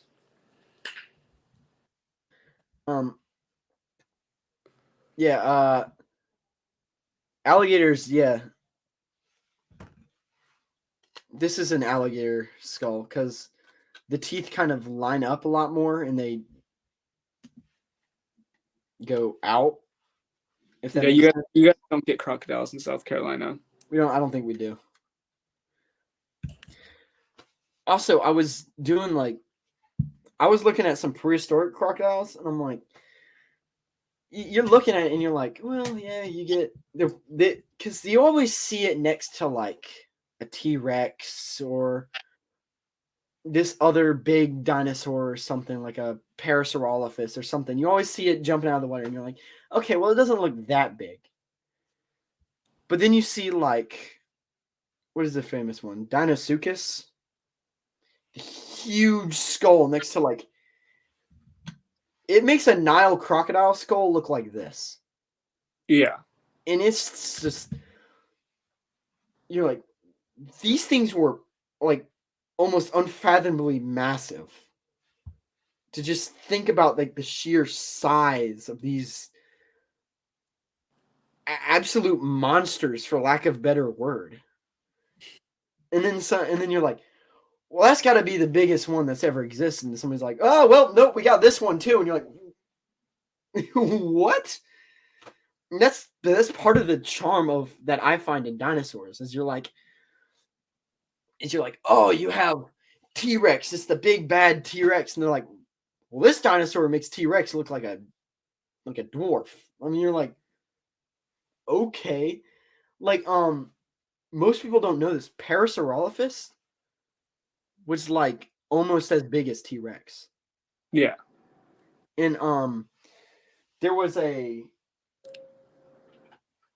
hadrosaur found in China. It was one of the later ones that I did for Hadrosaur Month, which was not last month, but the month before that. I did Sauropod Month, October. Augusta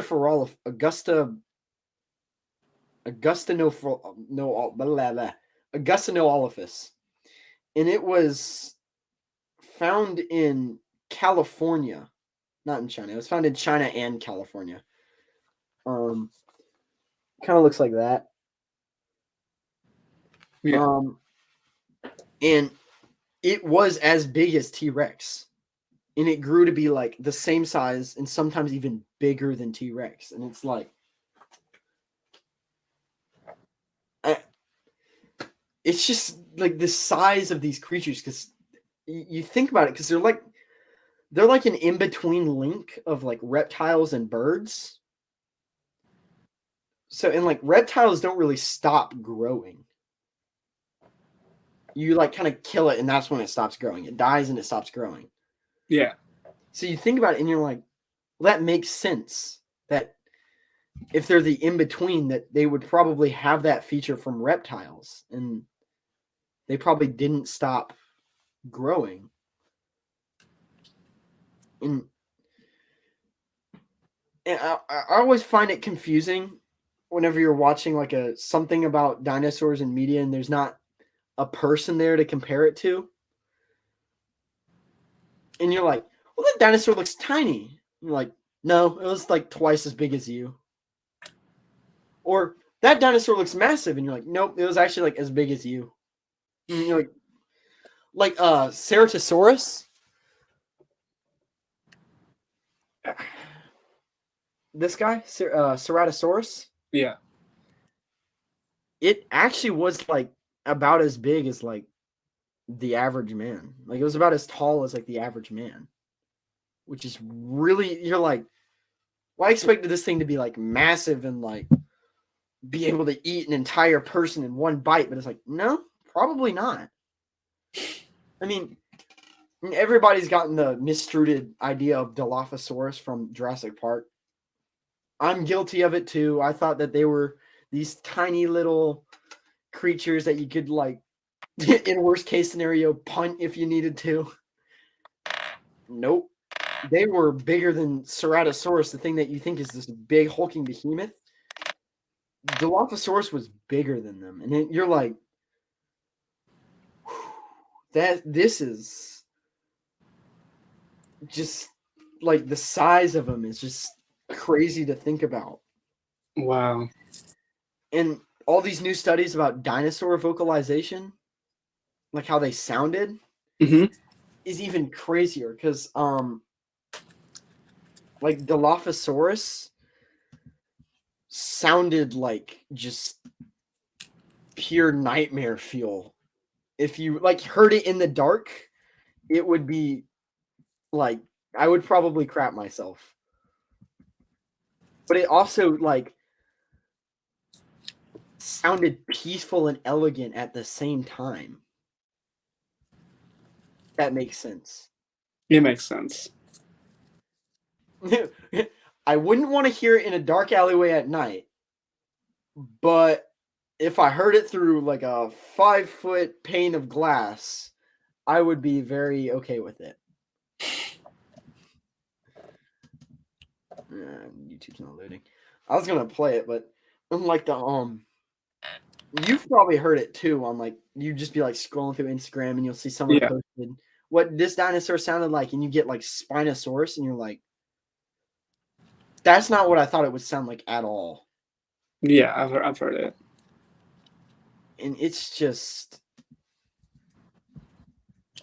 I find it just crazy that this giant creature would sound kind of like a hyena to me.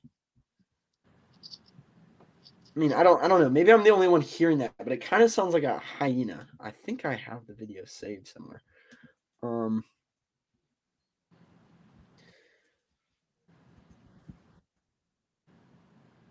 Because you got that like, because they also lived in like a swamp kind of area because they were in North Africa. Yeah. So you're like, you listen to it and you're like, if I heard that out in like a swamp, I would be like horrified. Because I actually recently did an episode based on dinosaur vocalization where I basically took like a YouTube video that I found with just a bunch of different dinosaurs vocalized. And boost your revenue and drive growth. Okay, you can pause that. I basically just listened and reacted to that. And I mean, some of them are just like, that's not what I think that should sound like. Because like even the T-Rex, you're like, it doesn't sound like what you think it should sound like. It's got that weird, like, I don't even know what to call it. Here, I think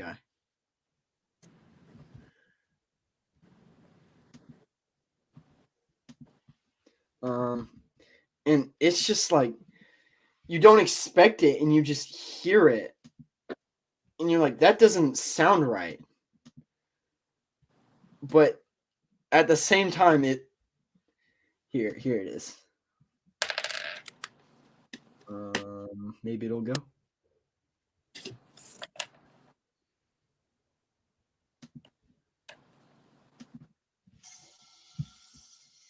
It's Quetzalcoatl right now. Like that.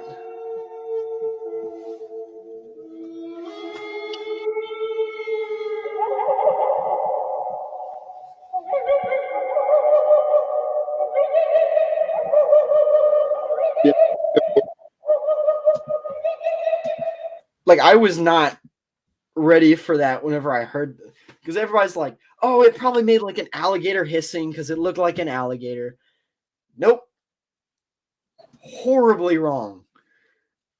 It's got like that weird bark to it. Yeah, it sounds kind of like a wolf. It does. And it's also like, you're like, that doesn't sound right. And one of my personal favorites from this video was actually Dilophosaurus.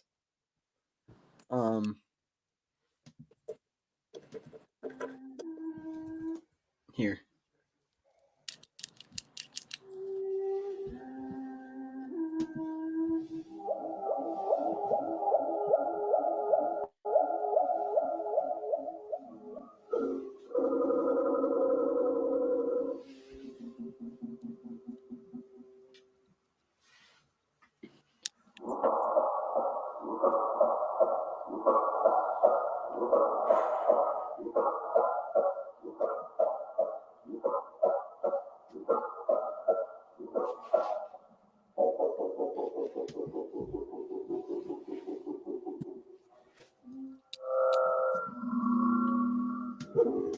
I mean, like,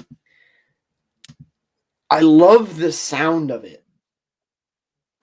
No, But it also has like my heart racing at the same time. No, it's pretty peaceful. I kind of like that sound. It very much so is peaceful, but it's also like, it's like an eerie peaceful, and it's really hard to describe. I feel like you'd hear that in a dream somewhere. Yeah, definitely. You're like just sitting there and you just hear that echo around you, and you're like,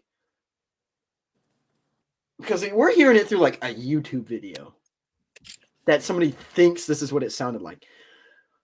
If it was like pitch black dark, you're in the middle of the woods and like 5 feet away, you hear that, you're like, well, I'm gonna start praying to somebody and hope I make it out of this alive. I mean, it's very elegant and peaceful, yet there's like an eerie feeling to it, and I love that.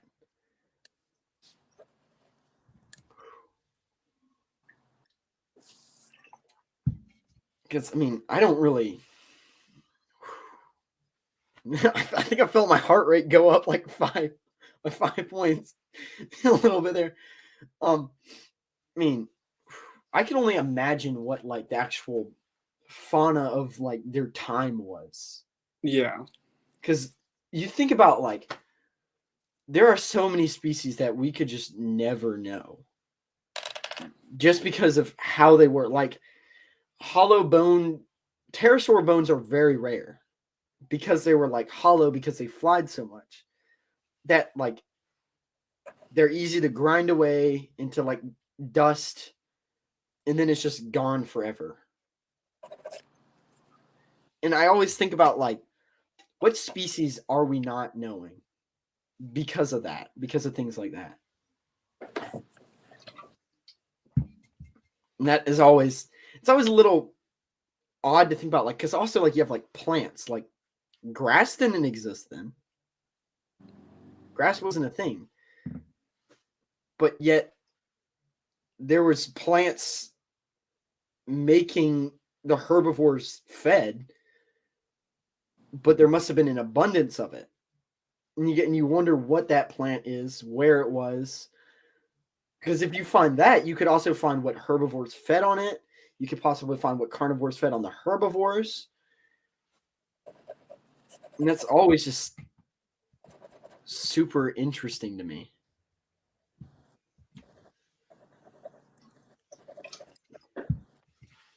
And like, this is one guy I follow on YouTube.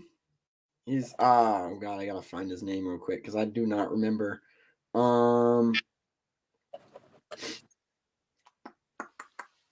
It's like Dino Facts or something. Yeah.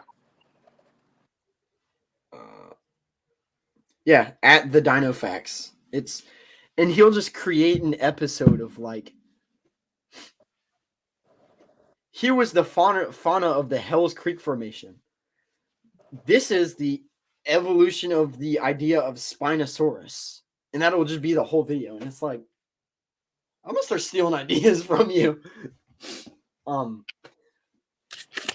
I actually have a model of both types of Spinosaurus where it's bipedal and quadrupedal.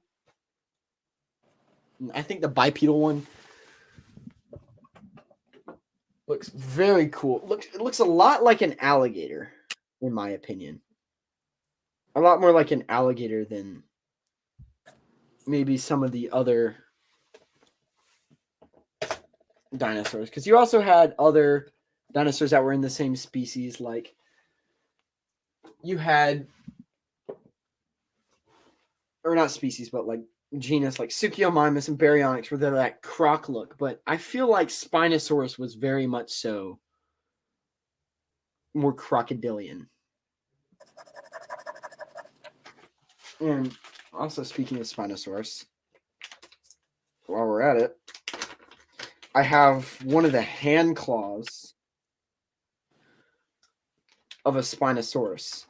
And this thing is massive. That thing's pretty big.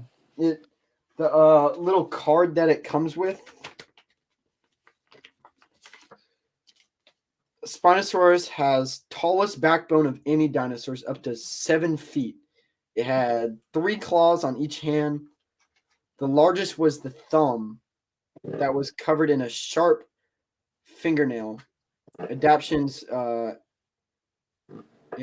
in its skull, limbs, and tails indicate it lived in and around water. Despite the nearly 100 years paleontologists have been learning about this animal. In 2020, the rest of the tail was discovered, and it demonstrated basically saying that it could swim. They discovered the tail of this thing, and they're like, it's probably more aquatic than we think. And just the sheer size of this claw is just huge, massive. And that's like a hand claw. I have a Megaraptor claw, and that thing is, I'm just gonna get it because I can't even like describe it.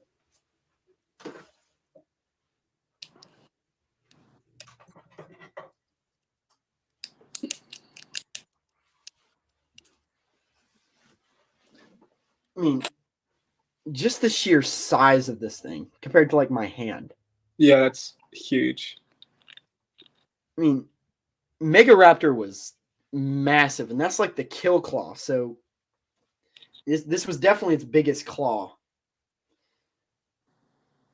And I don't know if you find a lot of deer antler, but we get them a lot around here in South Carolina.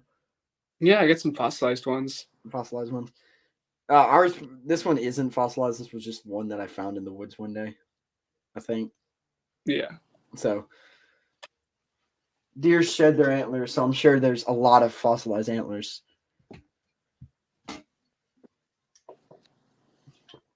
So I guess, do you have anything else you want to discuss?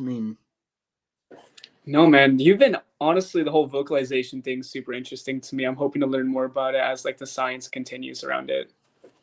I love it. I love that study because, just to hear these creatures of like millions and millions of years ago, what they could have sound like, and it's just crazy to like try to wrap your head around that. There's people that's their job. They're like, we're going to figure out how this thing sounded. And I think it's amazing. No, I think it's pretty cool too. Granted, it's still in the beginning stages because we're just recently getting the technology for that. Yeah. I'm definitely going to stay in touch with you. I love talking to you, man. And I love your content. I'm definitely going to keep up with it. Thank you. I appreciate it. And if you ever want to come out to North Carolina and do a dive with us, the season's coming up in a little around a year, 6 months, a year. So it should be pretty cool.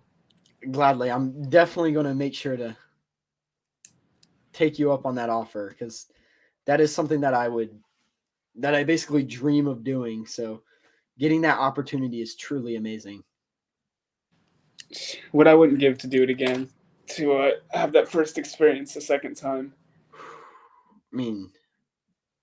I haven't had my first experience with that, so I don't know what to expect. I don't know what I'm going into. So I'm just excited, nervous, all of the feelings. Just all the feelings. Yeah, that's how it is. It's going to be one of the most amazing things, hopefully. So if that's all, I guess I'll let you be on your way. All right, cool, man. No, thank you for having me on. This was super interesting and definitely a very deep intellectual conversation that I hope to have again. I definitely, and I hope to be able to interview again. And I can't wait till you get that museum up, and I definitely want to come visit that. So it's coming soon. Actually, after this, I have to put more stuff in the warehouse. That's what I was doing before this. Got to unload some more cool bones. I'll send you a video of some of the bones while I'm doing that. That's going to be awesome. So I guess I'll let you be on your way because you're a busy man. So I guess. Thank you for having me, man. I guess I'm logging off, but I was hoping to see you guys again soon. My pleasure, man. I loved it. So see ya. Peace. So that was Sergei Markov. I probably just butchered his name. Sergei Mikhailov. Sorry, man. He's probably going to listen to this and hear me butcher his name. I'm so sorry, man. But it was an honor having you on the channel. Please, I'm begging y'all, go check out his content. Like he said, he's on TikTok too, so go check that out. I'm going to definitely download TikTok right after this and just go check out your content because I know you're going to watch this episode. So there's his Instagram for anybody. And while you're at it, go check out my Instagram too. I'm going to start posting on TikTok as soon as I get that too. So go check out my Instagram, my TikTok. Not my TikTok yet. Go check out the Instagram. While you're at it, go check out probably should have had all this stuff open. Go check out the YouTube too, because that's where I try to upload things early. And definitely go check out the website, which is the hub for everything. And that's where I put everything. It was an honor having him. I'm definitely going to get in touch with him. Go do that fossil expedition in North Carolina with him. That's definitely something I'm going to have to do. I'm definitely going to get him back on the show one day, probably real soon. But till then, thank you all so much for watching and enjoying this and and thank you for giving me the opportunity, man, to interview you. And I'm looking forward to future contact. So I'm your host, Eric Crawford. Signing off. Remember, keep it prehistoric. Goodbye.